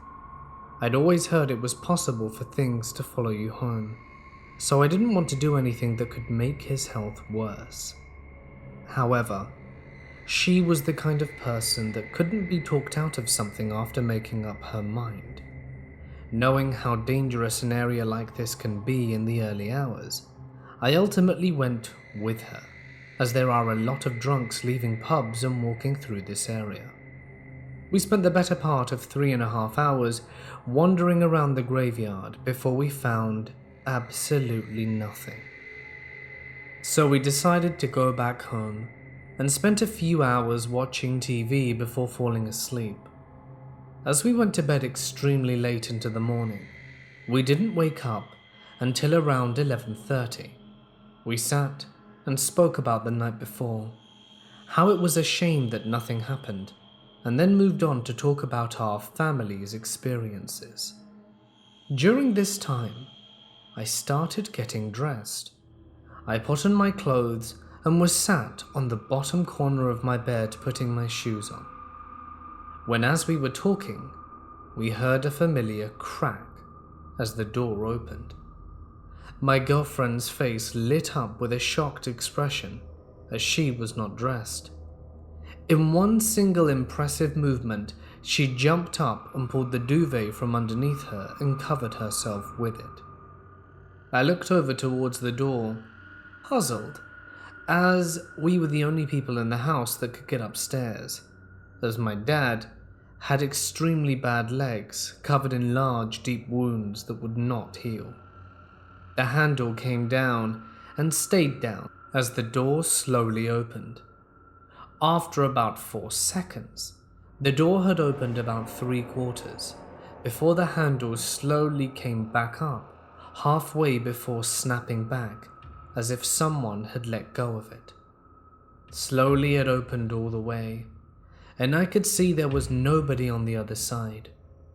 At this point, I had a huge grin on my face, partially from shock as I realized something else wasn't right. There was no noise leading up to this.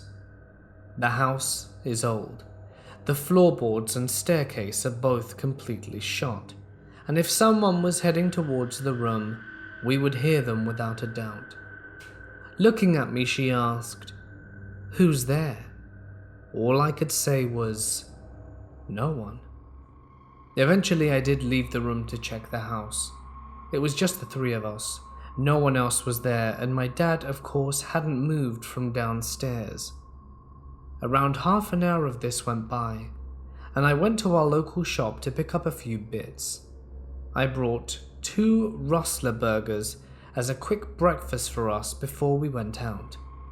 My ex stood talking to me in the kitchen as she watched me place the burgers in the microwave, with each on a separate small plate side by side, taking up almost all the room on the base of the microwave. After a minute or so, I looked through the door and saw something I wasn't expecting.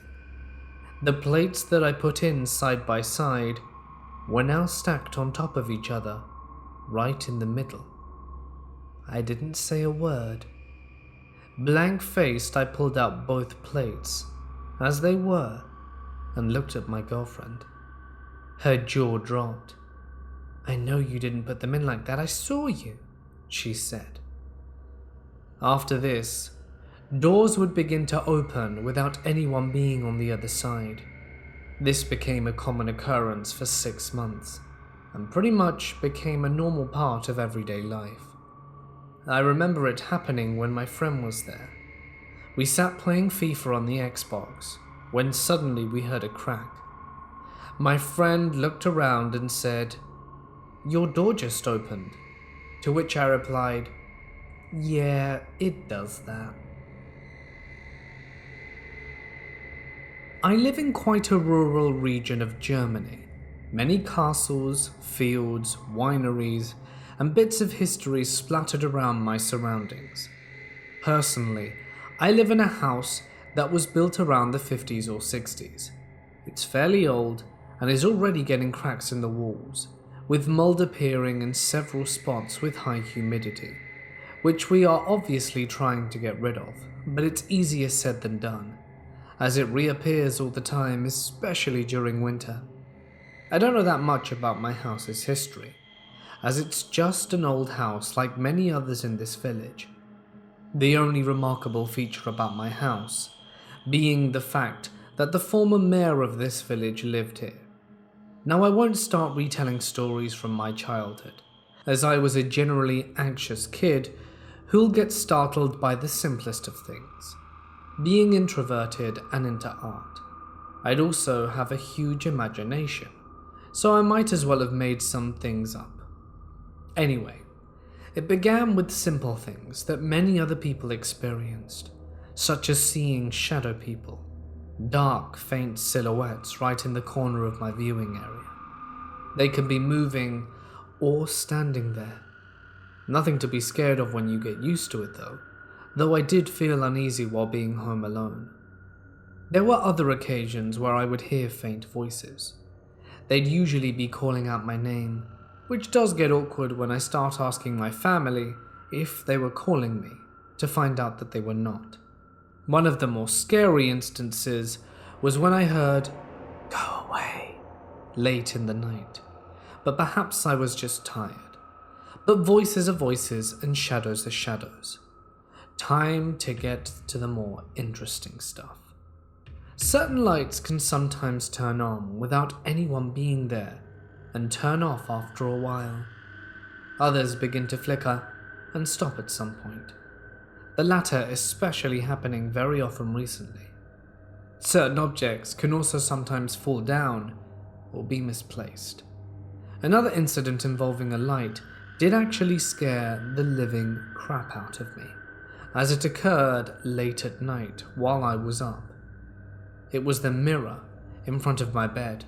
Maybe it was the mirror in front of my bed, maybe the old screws, but as I'm looking at my own reflection, I heard a loud crash as the ceiling lamp came crashing down onto the ground, nearly giving me cardiac arrest. But the cherry on top is what happened here. We used to have this project at our school, where physics students could build a radio. My older brother, being good in physics, decided to build such a radio as well, and it worked. However, it did end up in the back of our wardrobe, as back then we shared a room and stayed there for quite a while. It got quite dusty, so imagine a good and sunny day, my family being at home, and I'm spending my time in my room playing games on my bed. I look in the already mentioned mirror, and the radio starts shrieking with sound. I panic and run into the living room, asking the rest of my family if they heard it. And hell, their confused and perplexed faces did. They asked me whether or not I made that noise, which I obviously didn't, and so I picked up the small radio and brought it into the living room. My brother tells me to open it, as it's powered by batteries. There were no batteries though. It was in fact not intact. My mum, being a superstitious woman, tells me to put it away in the attic, which I did. My younger sister is currently taking classes with the same teachers I used to have, and being a good brother, I did keep all the exams and tests I had, so she could use them to prepare herself for her impending examinations. And where did I keep them? The attic. The radio started screeching again as my sister was looking for the papers. The same freaking radio. Other than that, it might be worth mentioning that I got cats 2 years ago, and they do sometimes stop mid-walk and stare into nothing, like walls or hallways. One of them does even start to growl, which is also unsettling. When I was a teenager, my family moved into a new house in Ohio. As soon as we moved in, my mother started saying that she felt the house was haunted, and she could sense a presence there. She said she heard someone call her name, and that she felt someone put a hand on her shoulder. There was one time, she woke up with someone holding her feet down, and she couldn't shake whatever it was and started screaming. She also heard muffled voices. We didn't believe her at all until both my sister and I started experiencing strange things. My first experience was when I was reading a book in my bedroom at 3 a.m. I am a night owl, and it wasn't that unusual. Everyone should have been asleep, but suddenly I heard very faint footsteps right outside my bedroom door. They were too heavy to be my mum's or sister's, so I assumed my dad was walking around checking up on us. I sprinted to the door, and when I opened it, I was shocked to discover the hallway was dark and no one was up there. Our attic had several feet of fluffy insulation covering the entire area. There was nothing stored there, and at times you could hear steps coming from the attic, running up to the side of the house with the driveway, when someone was pulling up to the house, as if they wanted to see who had arrived. It was almost cool in the daytime, but terrifying at night.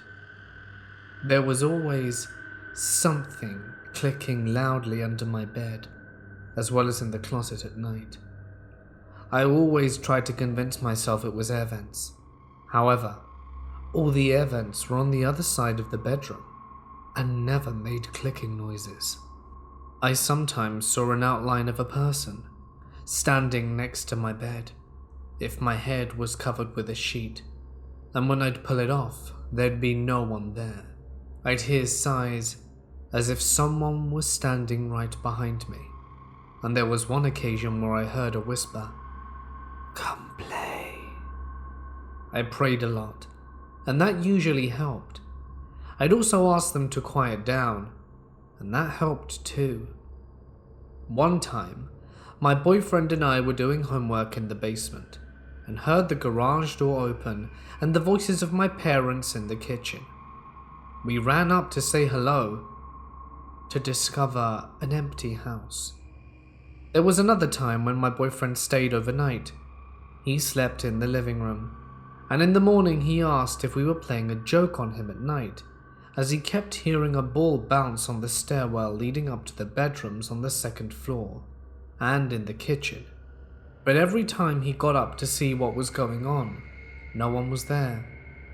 I don't think we even owned a ball, and certainly didn't play with one in the house. One time my mum heard a baby cry outside of our house at night. We lived in a safe and perfectly normal suburb, and there was no reason a baby would be in our backyard. One day, a lid flew off a cooking pot and got halfway embedded into the kitchen ceiling. It wasn't a pressure cooker, just a regular lid and a pot. Another time we left for a family vacation, and my boyfriend was asked to take our paper in. He said he was in the house and decided to make my bed, as we left at some ungodly hour like 5 a.m, and I never got the chance to do it. He said at first he got a juice and felt like someone was breathing down his neck. He kept turning around to find no one there. Then he walked upstairs, and while he was making my bed, he felt something grab his leg from underneath the bed. He got freaked and ran out, and refused to enter the house again, and just diligently hid the papers behind a flower pot outside until we returned. My sister one night awoke to a black-caped figure standing silently in her room. She said there was also a bright orb near her window, as her window faced the backyard and trees, and being on the second floor, there was no possible source of lights from cars. She covered her head with the blanket, and when she looked out, the figure and orb were still there. She went back under the blanket, and after some time they were finally gone. Our cat disappeared without a trace someday as well. We are unsure if it's related. My dad was one person who never experienced anything. No voices, no steps, no TVs and radios blasting out on their own. He is hard of hearing, so that could have been a factor. But one thing he can't explain is waking up at 4 a.m. next to a lit tea light candle that he swears burnt out at midnight. The candle was right in front of his face, and he's extremely sensitive to light, to the point where he covered any electronic lights with napkins as they disturb his sleep. It eventually got so bad that I refused to sleep in my own bedroom, as I could feel someone moving around in the room at night, and I slept in my sister's room. My dad decided to call a medium, and the guy said that there were 5 spirits in the house: a boy, an old lady, a couple, and a very angry man. He gave us a giant candle with a cross, and said to burn it in the bedroom of the youngest child, which was now also my bedroom where I slept in a sofa chair. The candle was in a big glass jar and was hefty. All night it kept shaking, and the glass kept making clicking noises against the counter it stood on. We were also to tell the spirits that this was our house now, and they needed to go to the light. Things improved after the visit, and shortly after I moved out to attend college, where I slept with the lights on, although I never experienced any paranormal activity in my apartment there. After college, I never stayed in the house for longer than a few days, always sleeping with the lights on, as the creepy feeling remained despite nothing noticeable happening anymore. Eventually, my parents sold the house. At one time, my parents owned the house my brother and sister-in-law now live in as a beach house.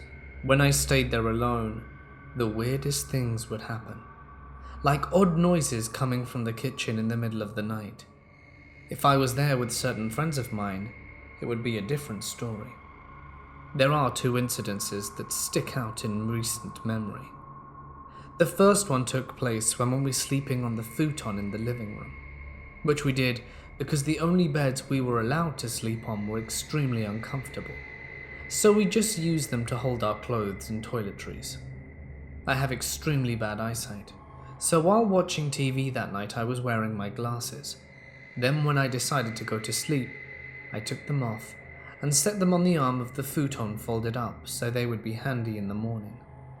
Well, that turned out not to be the case. I reached over to grab them and they were gone. I wanted to be sure I wasn't jumping to any conclusions, so I started looking in all the places they could logically be, between the futon arm and mattress, under the futon and under the bookcase, in the bathroom, etc. But I couldn't find them. Annoyed but wanting to proceed with the day, I put on my contact lenses, and Tracy walks into the bedroom where we all had our stuff, and comes back saying, "You've got to see this." After I followed her in there, she lifts up one of her shirts, and lo and behold, there are my glasses underneath it, open and upside down, as though someone had been wearing them. Now keep in mind, Tracy does also wear glasses, but her prescription is widely different from mine. This means she would have noticed immediately if she had picked up mine by mistake. And even then, why would she have put them under her shirt? Neither of us ever had any history of sleepwalking, so I doubt it was something like that. Unless she confessed it herself, I refuse to entertain the notion this could have been a prank. The second incident is even more inexplicable. This time I was staying with Tracy and a guy I was dating at the time who we called Big John, since he was literally about 7 feet tall. Tracy slept on one of the 2 tiny rock-hard beds in the spare room, and John and I slept on the futon. Next morning, John and I were both awake, but not really moving or speaking yet. I felt him turn to look at the bookcase. That was about 3 feet from the futon, but he didn't move in a manner that would have allowed him to touch anything on it. After he looked away, a picture of my brother and dad fell off its shelf, where it was a couple of inches back from the edge, and fell to the floor and shattered. After my parents sold the house to my brother, his stepson would complain about things like his dresser drawers opening and shutting by themselves at night. My sister-in-law is not the type of person to allow something like that to scare her children, so she firmly told the entity that it was perfectly welcome to stay, but messing with the kids was not going to be tolerated. After that, things calmed down until they expanded the house, so my sister-in-law had to reiterate her original terms. Growing up, we moved every year. I can say that in my life I have lived in at least 20 homes. Only one of them I actually experienced anything in. This would have been in 5th grade, so I was probably around 10, and I had 2 younger brothers who were around 4 and 6, and my parents. The house was just a simple 1-story in a normal neighborhood built in the 70s. This was 1999, so none of the houses were terribly old, some even renovated. It was a hit-and-miss middle-class family neighborhood. Nothing seemed out of the ordinary at first. My parents both worked during the day, so since my brothers didn't yet go to school full-time, my grandma, who also lived in the neighborhood, would take care of them during the day, and I went home after school. As I was the last one to leave in the morning, I knew to turn everything off and lock up before I went to school. One day, I came home to find the shower was running. I thought it was weird, but didn't dwell on it much further, as I wanted to drop my stuff off and get back outside. Then it happened again for the next few days. I went around and checked all of the doors and windows, but everything was locked. I told my mum about it, but she kind of brushed it off. I would find out later that she brushed it off because she didn't want anything involved in the paranormal about the house. A little bit later, I was laying in bed starting to fall asleep when I felt something crawling on me. It felt like a light-footed cat over my sheets. I was too afraid to look, so I just lay there while this thing crawled across my bed, on and off of me. I never did look at it. This being an older house, the registers were on the floor, and I didn't sleep with a window open or a fan on, so it wasn't wind blowing my blanket around. One thing I've never been able to figure out is how my little brother's Mickey Mouse toy would work with no batteries. I mean, it's not like we took them out and it would work for an hour. This thing had no batteries for months and continued to function fully. This same little brother was also caught by my mum multiple times talking to himself in his room. When my mum would ask him who he was talking to, he would simply reply with, "The old man." Whatever. Kids have imaginary friends. But one night I heard hissing. I got up and looked out my door to see my little brother hissing like a cat at the top of the fridge. I went and got my mum, who rushed out of bed and kept telling him to stop. She started crying, and my dad rushed into the kitchen and finally started shaking him. He would not break his eyes from the top of the fridge. Finally, my dad literally shook him out of it, and he looked at my dad with the biggest smile and said something along the lines of, "He's gone now," and started laughing. We only lived in that house for a few more months after that. But the one other incident I will bring up is when my family went out to dinner and run errands one night. I was eating at a friend's house and didn't want to go, so I went home after dinner around 8, as they still weren't home. It was dark out by now, so I went inside and turned on the TV. I was sitting there for a while when I thought I heard whispering. I couldn't make out what it was, but didn't care. I just wanted to ignore it so it would go away. It came to a point in lull in between the TV, where the show ends and before the commercial begins, and I heard it clearly. Hey. It was so close to my right ear that it could have been a person. I felt the breath on the side of my face. I booked it out the door and sat outside until my parents got home. Not wanting to scare anyone, I told them I was outside watching the fireflies, and I got yelled at for leaving the TV and lights on while being outside. Again, 20 plus homes and only one with paranormal activity. There were always little things that would happen. Lights would turn on and off, some light voices, and shadows coming from the corner of your eye. It certainly creeped me out, and I'm glad that we no longer reside there. Christmas Day, mid-90s. I was about 6 years old. The house we lived in had a conservatory, which we used for family dinners. That Christmas, there was my parents and grandmother present. I was pretty young, so basically remember nothing else from that day apart from the event that followed up, both of which are crystal clear in my memory. Dinner's ready, the TV gets turned off, and we all head to the dining table to start eating. Then we hear a deep gargling sound coming from the adjoining lounge. It sounds like a mix of choking, gargling water in the throat, and the way a singer sounds when a song is reversed. It was pretty disturbing. Everything goes silent. We all freeze and glance at each other, then start to try and locate the source of such a noise. We look around basically as the whole house is eliminating everything we could possibly think of as a potential source. As far as I remember, we eventually shrugged off the event and carried on with the day as normal. Now, the follow-up was sometime later. It was probably springtime. My dad likes his gardening, and about 3/4 of the garden were pristine. The very bottom, however, was my patch, and I could do whatever I wanted down there. I dug a hole, a big hole, that was perhaps 2 feet deep.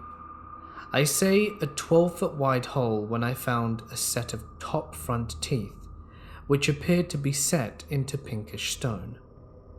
They were definitely for a human, and we didn't really investigate this much, as it was more curious. This wasn't the only incident at that house that was odd. Many years later, we found out that about 60 years prior, there was a stream at the bottom of the garden. While I've always had a keen sense of skepticism, my mother was convinced that the house was haunted, and later that the spirits had followed us to our new house. We had a few instances of banging and scratching from the attic, although in hindsight I'm pretty sure that was something to do with the heating system. The oddest experience was not necessarily that scary, but I was running up a really high fever one night. I was in bed and hallucinating all kinds of stuff, massive spiders crawling up into bed with me and things like that. My room was painted, but had a wallpaper border near the ceiling, and one of my hallucinations was of my uncle, an avid biker, riding along it. I started shouting his name at the top of my voice and getting really upset, and he died in a motorbike accident about a month later. Out of high school, I worked at a cute little shop that sold gift baskets, goodies, and all sorts of home decor. This was before Big Box Hobby Lobby, and at the time, the store was one of the most popular places to go in town to get cute things for your house or great gifts for people. The store was actually located in one of the oldest houses in the area. All the stores around there were actually houses at one time, and it became this cute, quaint shopping area. For a long time after I started, none of the other workers discussed that the house/shop was haunted. I don't think they were purposefully keeping it from me, it just didn't come up. The shop/house was a 2-story, with a basement and attic as well. We always stayed open until 7:30 p.m. during the week, and there were always 2 closers for safety. When closing up, the front doors were locked to prevent any customers from coming in, and you can believe we locked that up on the dot so that we could clean up, balance the register, and get the heck out of there. There was a back door, but we kept that locked too. Those are the only 2 ways in and out of the house/store. On the night something happened to my friend Amanda and I, we were closing and the front door was locked up. We're cleaning, doing our thing as normal, and we're about to go, and had walked through the shop top to bottom, turning off all the lights, and we're standing at the back door, when out of nowhere, we heard the most evil laugh I've ever heard in my entire life. We both freak out, grab each other, and did the thing that you shouldn't do in every horror movie, which is run to the basement. In my defense, that's where the phone was. We ran back upstairs, busted out the back door, and called the cops. We called the owners too. They showed up and cleared the place, and were more than understanding, and indicated they got calls to old houses all the time. The owner's husband shows up, and he was clearly perturbed at us for having called the cops, and said that we should have called him first, and that we're just a bunch of silly girls.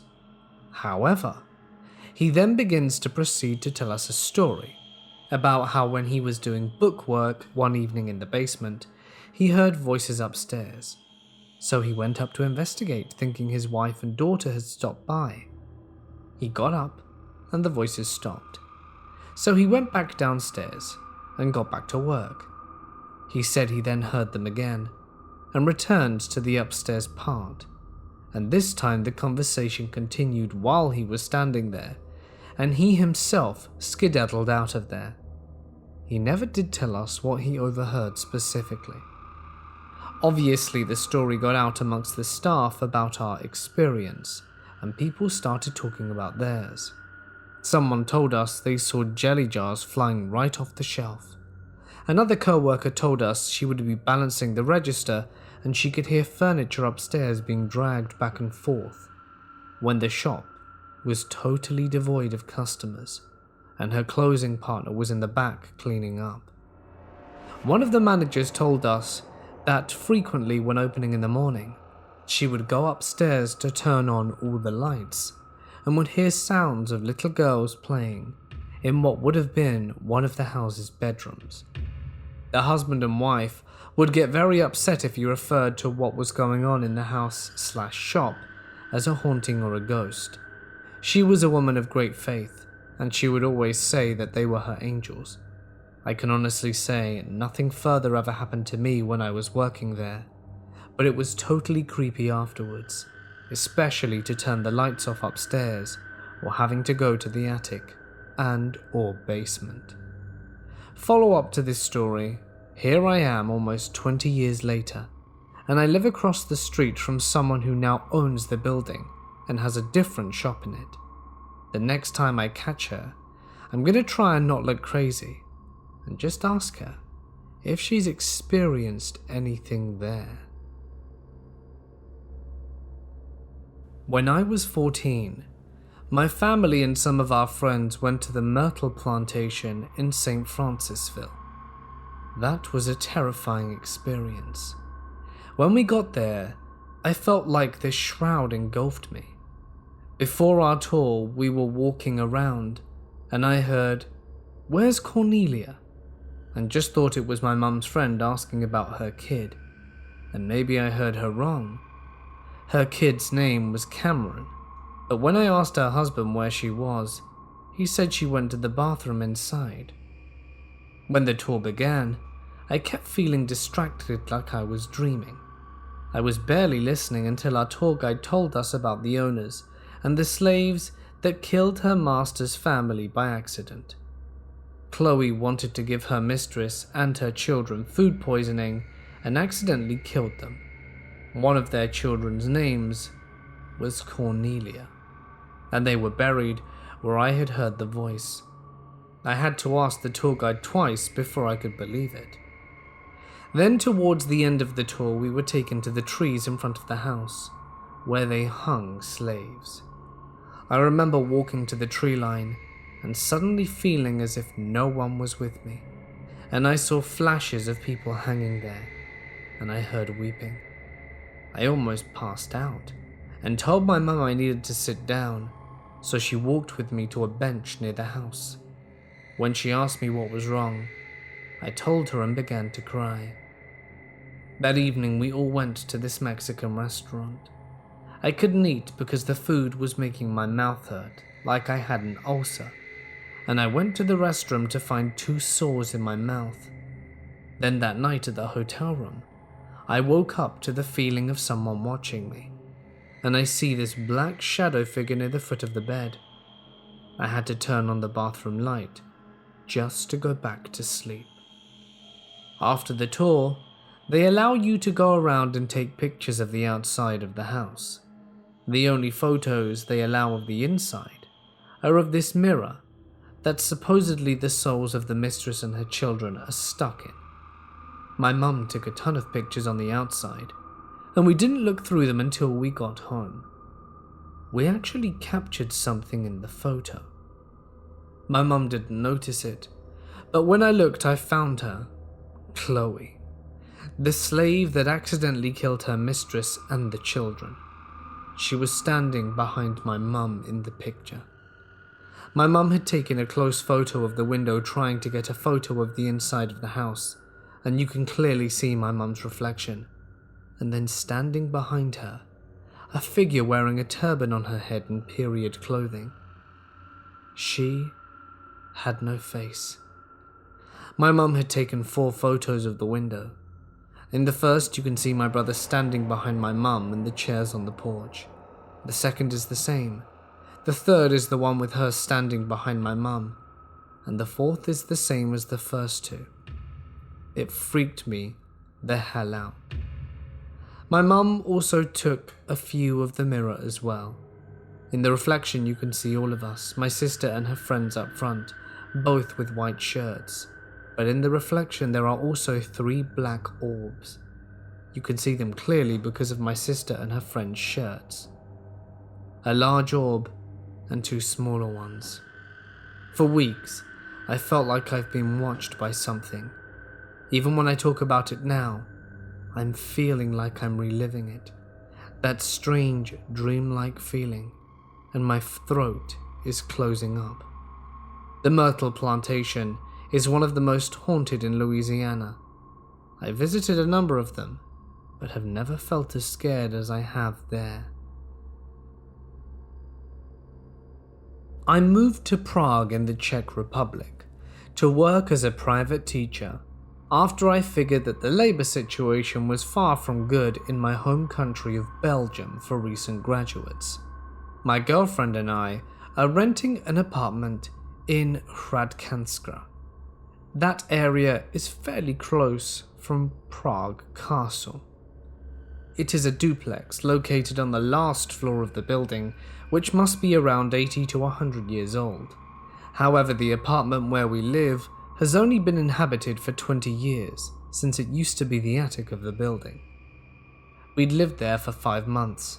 It's quite modern and bright, nothing to be scared of. However, last month, I offered to keep the dog of one of my students, a lovely young fox terrier, only for 3 weeks while she was out of the country. I love dogs, but living on the 6th floor without elevators is a deal breaker for owning one permanently. The first night was terrible. The dog couldn't stop whining because it was so used to sleeping in the same bed as its owner, but that isn't too much of a thing, mostly my girlfriend in all honesty. To be able to get some sleep and reassure the dog, I went down and slept on the couch. The dog was silent for the rest of the night, and I woke up in the early hours at around 6 or 7. That's when I heard what I thought to be my girlfriend walking down the wooden stairs. I heard the cracking of wood and light steps going towards the couch. I was half awoken, but frankly felt that it was too early to show it and start conversation. That's when I felt her sitting on the couch and leaning on me, and when I decided it would be time to turn around and kiss her hello. It's an L-shaped sofa, and I was lying on the smaller part, but when I turned around, there was nothing. I listened intently and could hear her upstairs gently snoring. Obviously, I freaked because I have a history of sleep paralysis, and I hate it when it happens. And so I thought for the next day that was it. Sleep paralysis.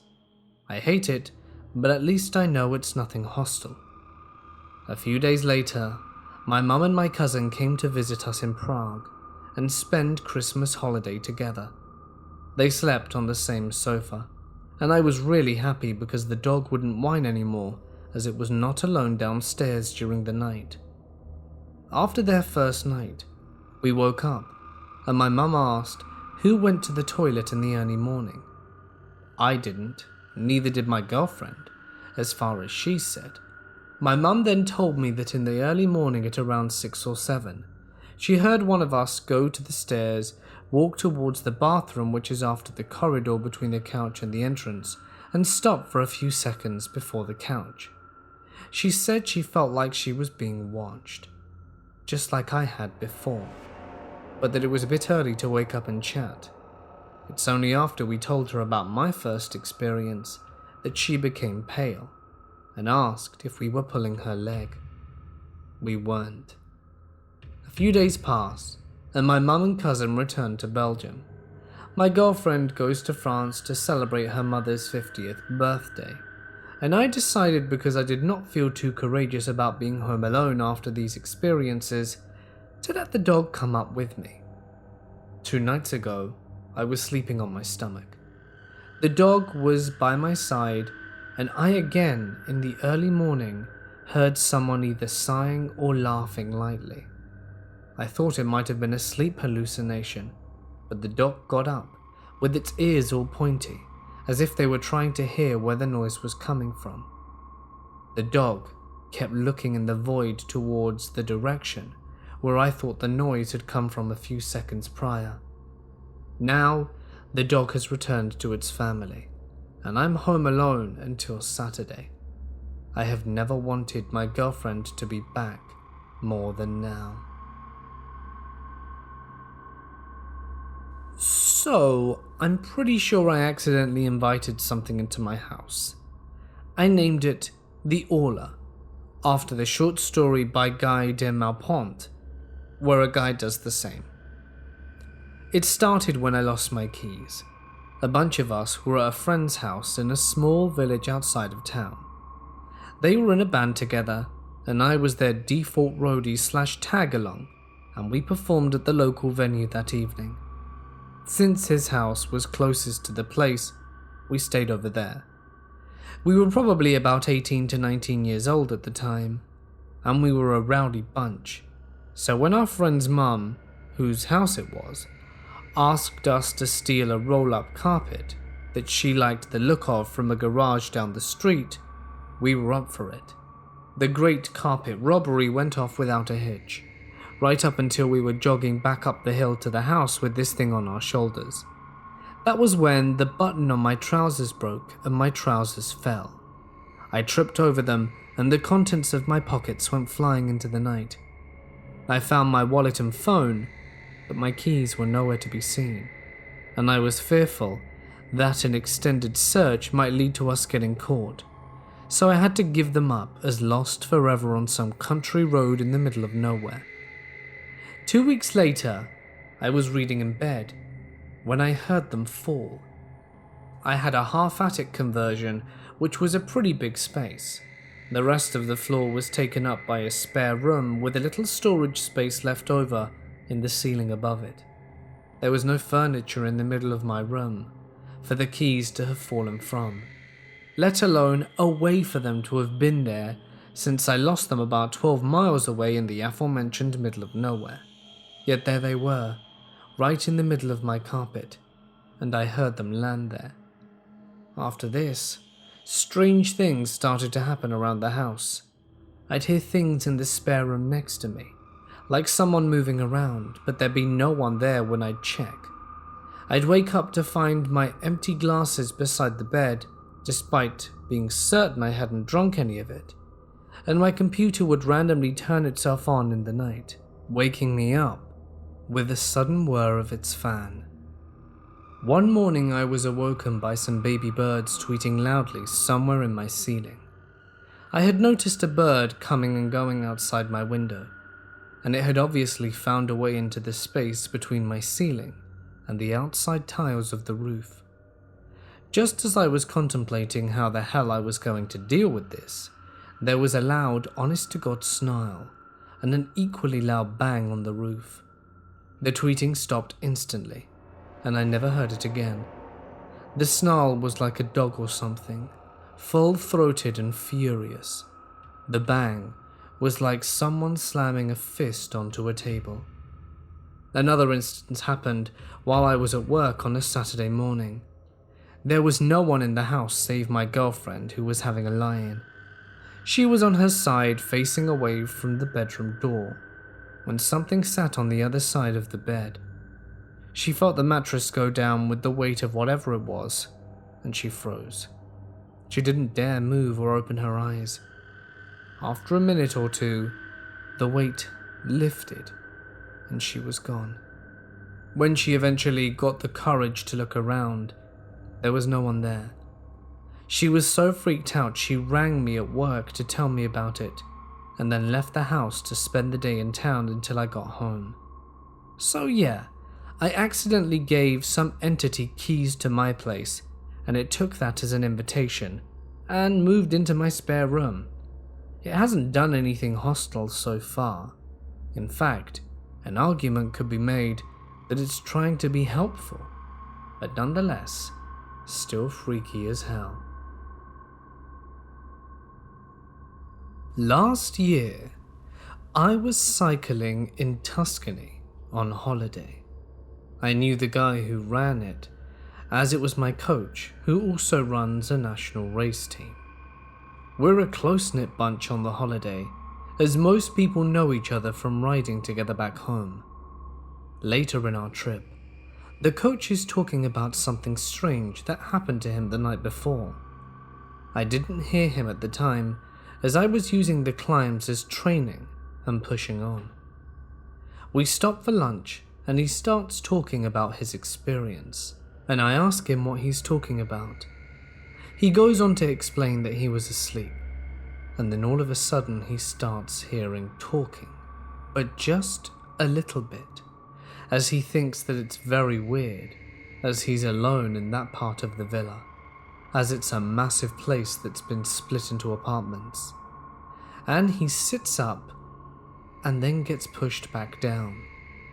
In the morning he calls his wife back home, and she said she'd felt something when she was out there with him earlier that week, like she was being watched. Now on hearing this I started mocking him, and back at the villa I carry it on. So 2 nights later it's still a topic for jokes. We go to bed and I crash. Then at 2 a.m. I wake up and can't sleep, so I just lay there.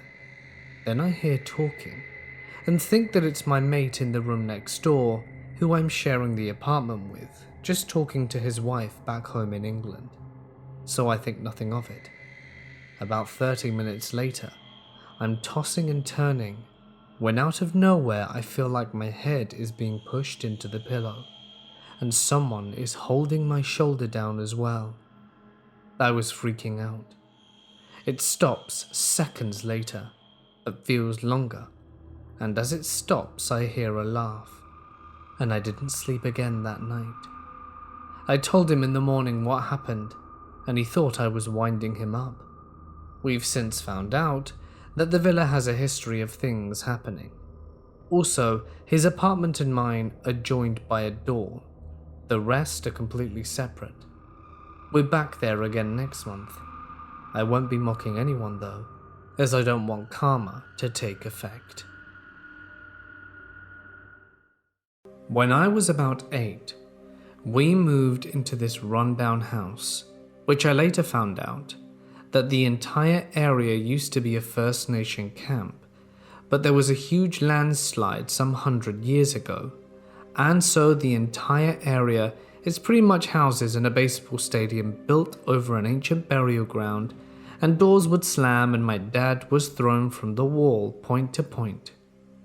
The basement was terrifying and had a chain lock on it, and while my mother was in the bath I decided to close the door since it creeped me out, but when I shut it, it slammed back open and hit me in the face violently.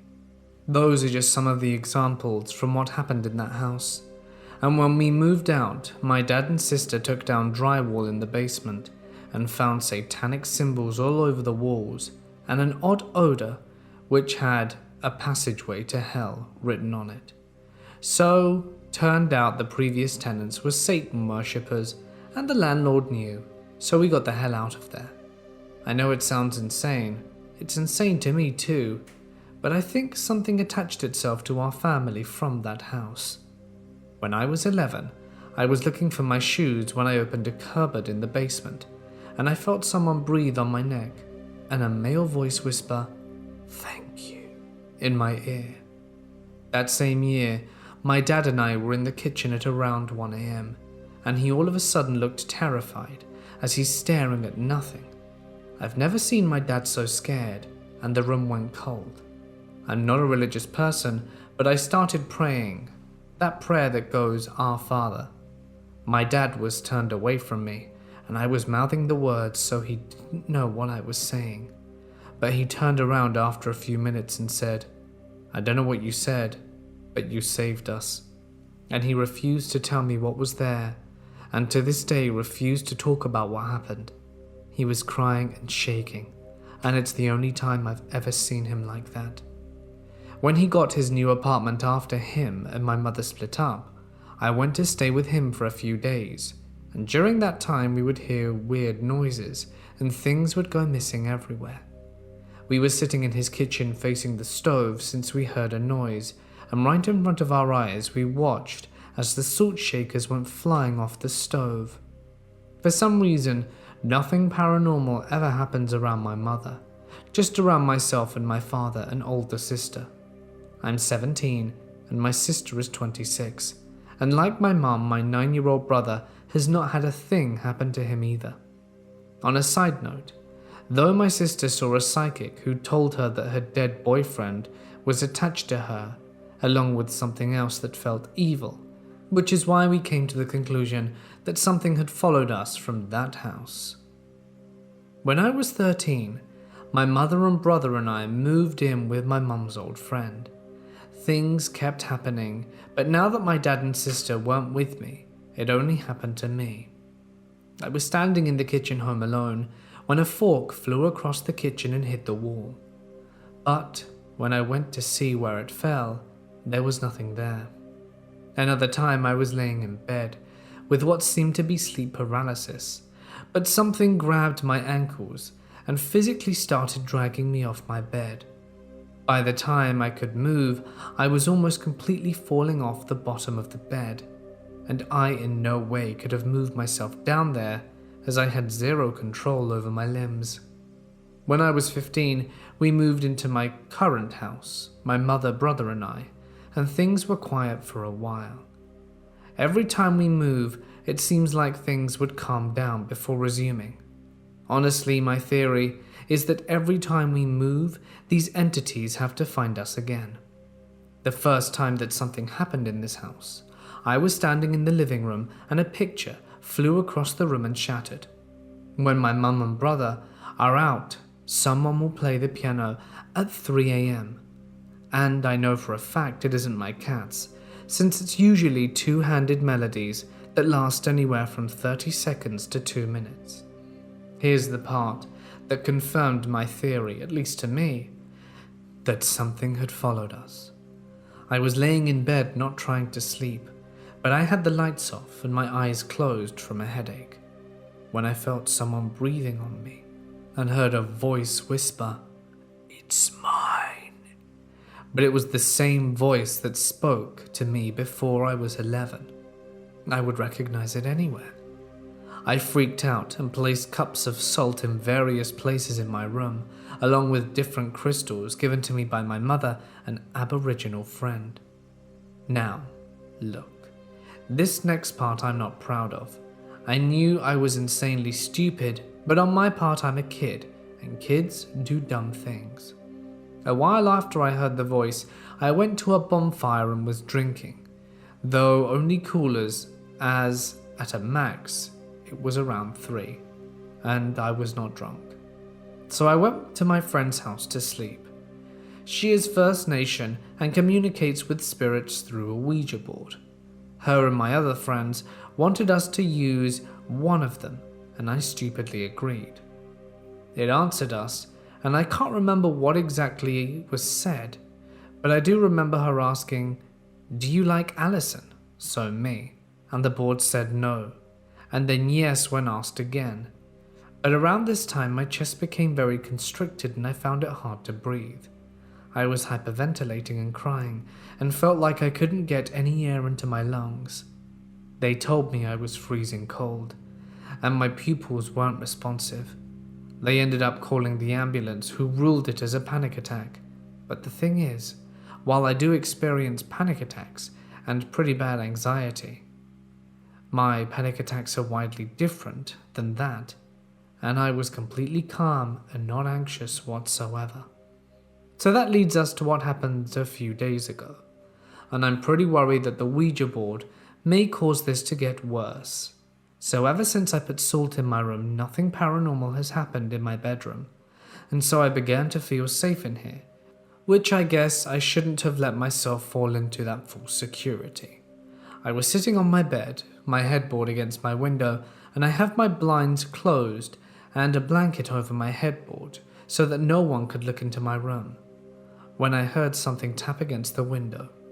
I heard it for a few minutes, so I turned around and saw out the window. At first I saw nothing, but then there was something pressed up against the glass in the shape of a head. My light was on, so I couldn't make out any features, but it seemed as though they were wearing a hood, and that it was hiding its face from me. I thought it was someone trying to break in, so I started screaming, and we called 911. The police came and brought us outside to show us that there were no footprints in the snow whatsoever. Not to mention my window is too high for someone to be face level with without a ladder or chair. So what else could it be other than paranormal? I know what I saw. I stared this thing down for at least 10 to 15 seconds as I was frozen with fear. My mum called her First Nation friend who was going to come and smudge our house in a few days for us. But other than that, I don't know what else to do. I'm terrified, looking over my shoulder constantly and having to look out my window to make sure nothing else happens out there. If anyone has any advice or idea of what is happening, please help. I know this sounds crazy, but it's the truth. This period of my life started out as something very positive, but quickly spiraled into one of the darkest periods of my life, and the whole thing just feels like a blur in my memory. I started dating this girl that loved the show Paranormal. She had a pentagram tattoo on her, but she didn't even know what a pentagram was when I met her. It was essentially a symbol from the show that looked very similar to a pentagram. Things were great at first.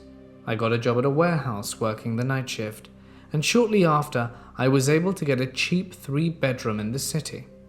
I loved the apartment and I loved her.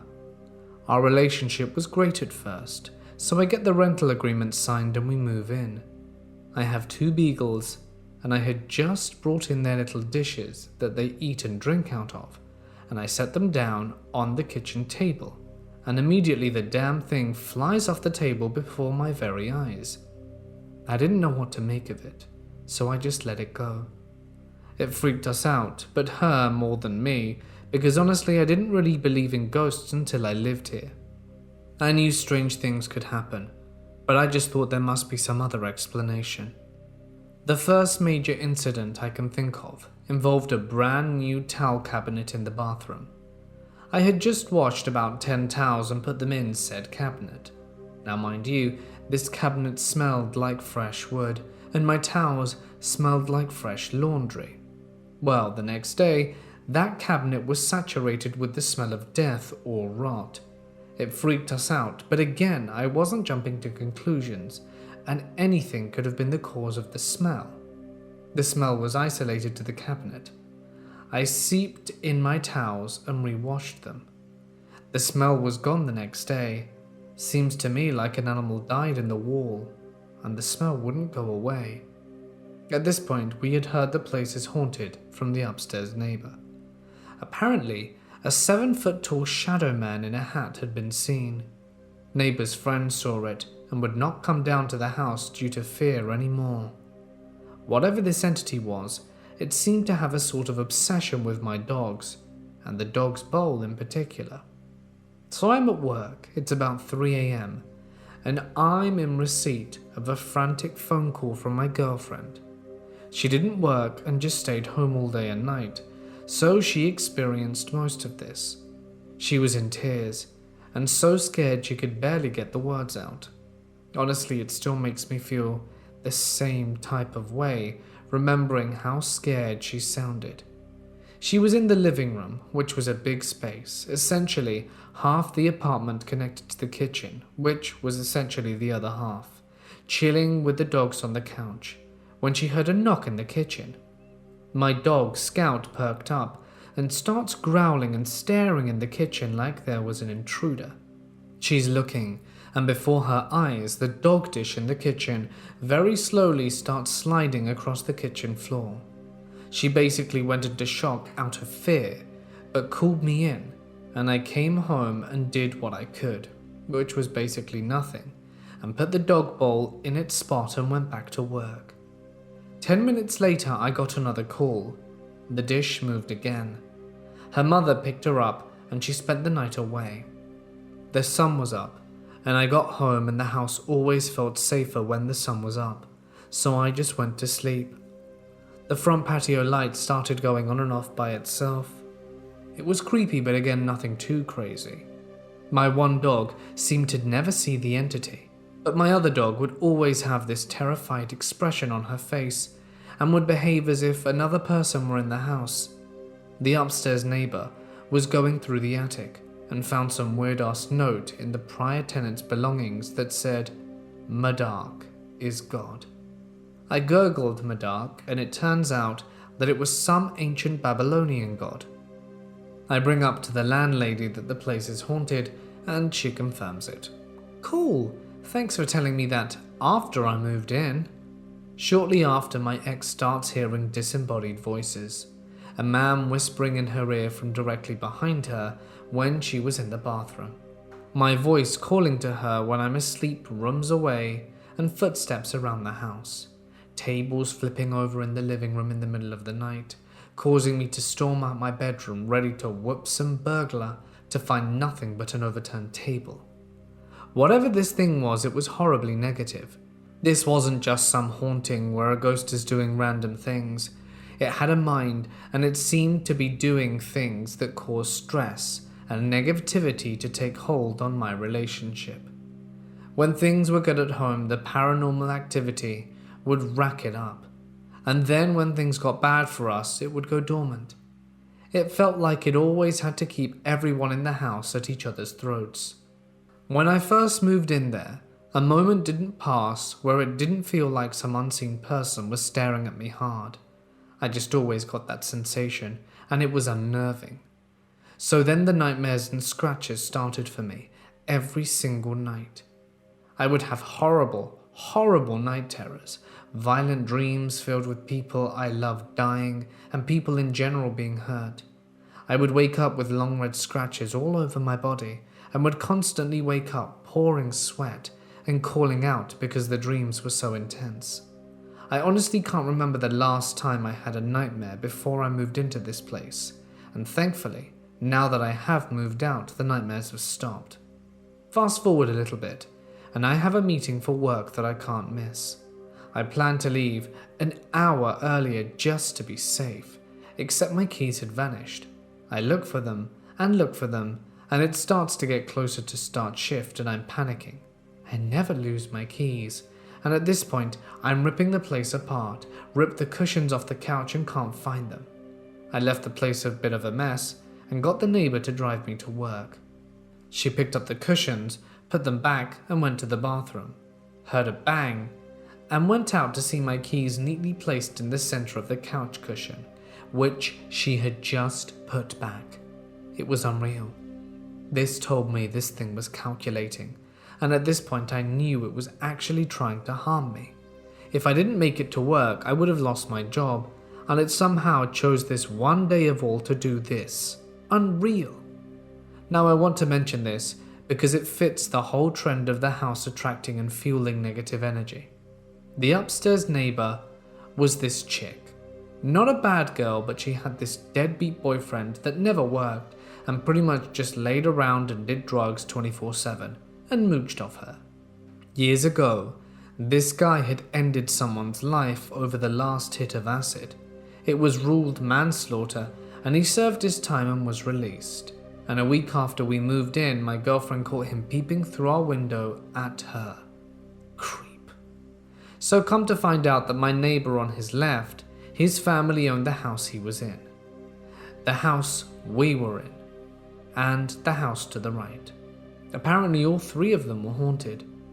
So to make a long story short, my relationship spiraled out of control. She left me, it had become toxic and was for the best, and I don't blame her for anything. I have to accept that I messed things up, but that house added that last bit of stress on top of real life stress that pushed it all over the edge. I believe the entity fueled the flames when things were good, and would go dormant when things were bad. There really is a lot more to tell you about that place, but in all, it certainly wasn't a good place to live. When I was little, my dad told me that our house used to be owned by what he thought was a cult. We know nothing about this supposed cult, except that the leader owned several nice cars that were remained parked out front most of the time. All of the windows were boarded up, and each of the bedrooms had at least 2 bunks in them. I'm not sure if this cult is real or not, and my dad could have just told me that to scare me, but nevertheless, that got me thinking the house might be haunted.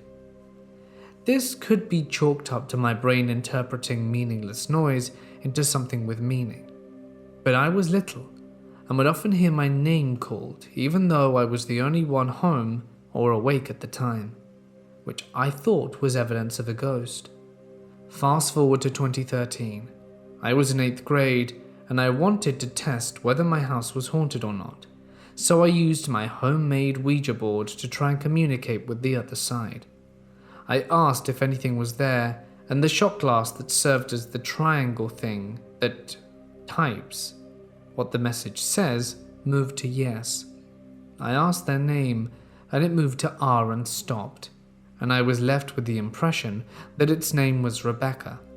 I asked if they were in the cult, and it didn't move. I knew I asked some more simple questions, and I forgot what exactly they were, but I was left with the impression that I was generally friendly, and I moved the shot glass to goodbye. More recently, one of my dogs has become terrified of 2 doorways in the house. One is on the ground floor and one is in the basement. The ground floor doorway connects the living room and the dining room, and the basement doorway connects a room with a fireplace to another room in the basement, where we put the dogs when no one's home. It's worth noting that the fireplace room is the room where I conducted my Ouija board experiment. The first time I noticed him being scared of a doorway was in the basement. At first I thought he was scared of the room we put him in when we leave, because he doesn't like getting locked up for several hours while my parents and I are at work and school, and I didn't think anything odd was happening. But when he became afraid of the upstairs doorway, which he had no reason to be afraid of. What do you mean by scared? I foresee you asking. I mean tail tucked between his legs. He was so scared he wouldn't even pass through the doorway. If you call his name a shaken box of treats, which he would usually come dashing out for, he still wouldn't come. The first time I noticed this behavior upstairs, I picked him up and walked close to the doorway. It was my intention to make him cross it, realizing nothing was there, but he tried to bite me, so I set him down. People say dogs see things that we can't. Could there be a ghost that hangs around these two doorways? Maybe. I don't know. But I do know he's scared specifically of that doorway, not the door. He exhibits the same behavior on both sides of the ground floor doorway. As for the basement doorway, he could just be scared of the room itself, but I've never seen him be scared of the doorway from the room where he gets locked up. The times I have seen him scared of the basement doorway were at night, which wouldn't make sense if he was scared of getting locked away, as we don't lock him up at night. While I've yet to experience his fear of the upstairs doorway, I have experienced his fear of the basement doorway. When I was little, there used to be a TV in the dog room where I would play GameCube. I usually played at night, and when it was time to go to bed, I would sometimes be overcome with fear as I passed through the doorway. I would imagine a disembodied hand reaching out the darkness and trying to grab me as I dashed to the stairs. Did I ever see that hand, or do I believe that hand was really there? Of course not. It must be my imagination. But that doorway gave me the creeps when I was little.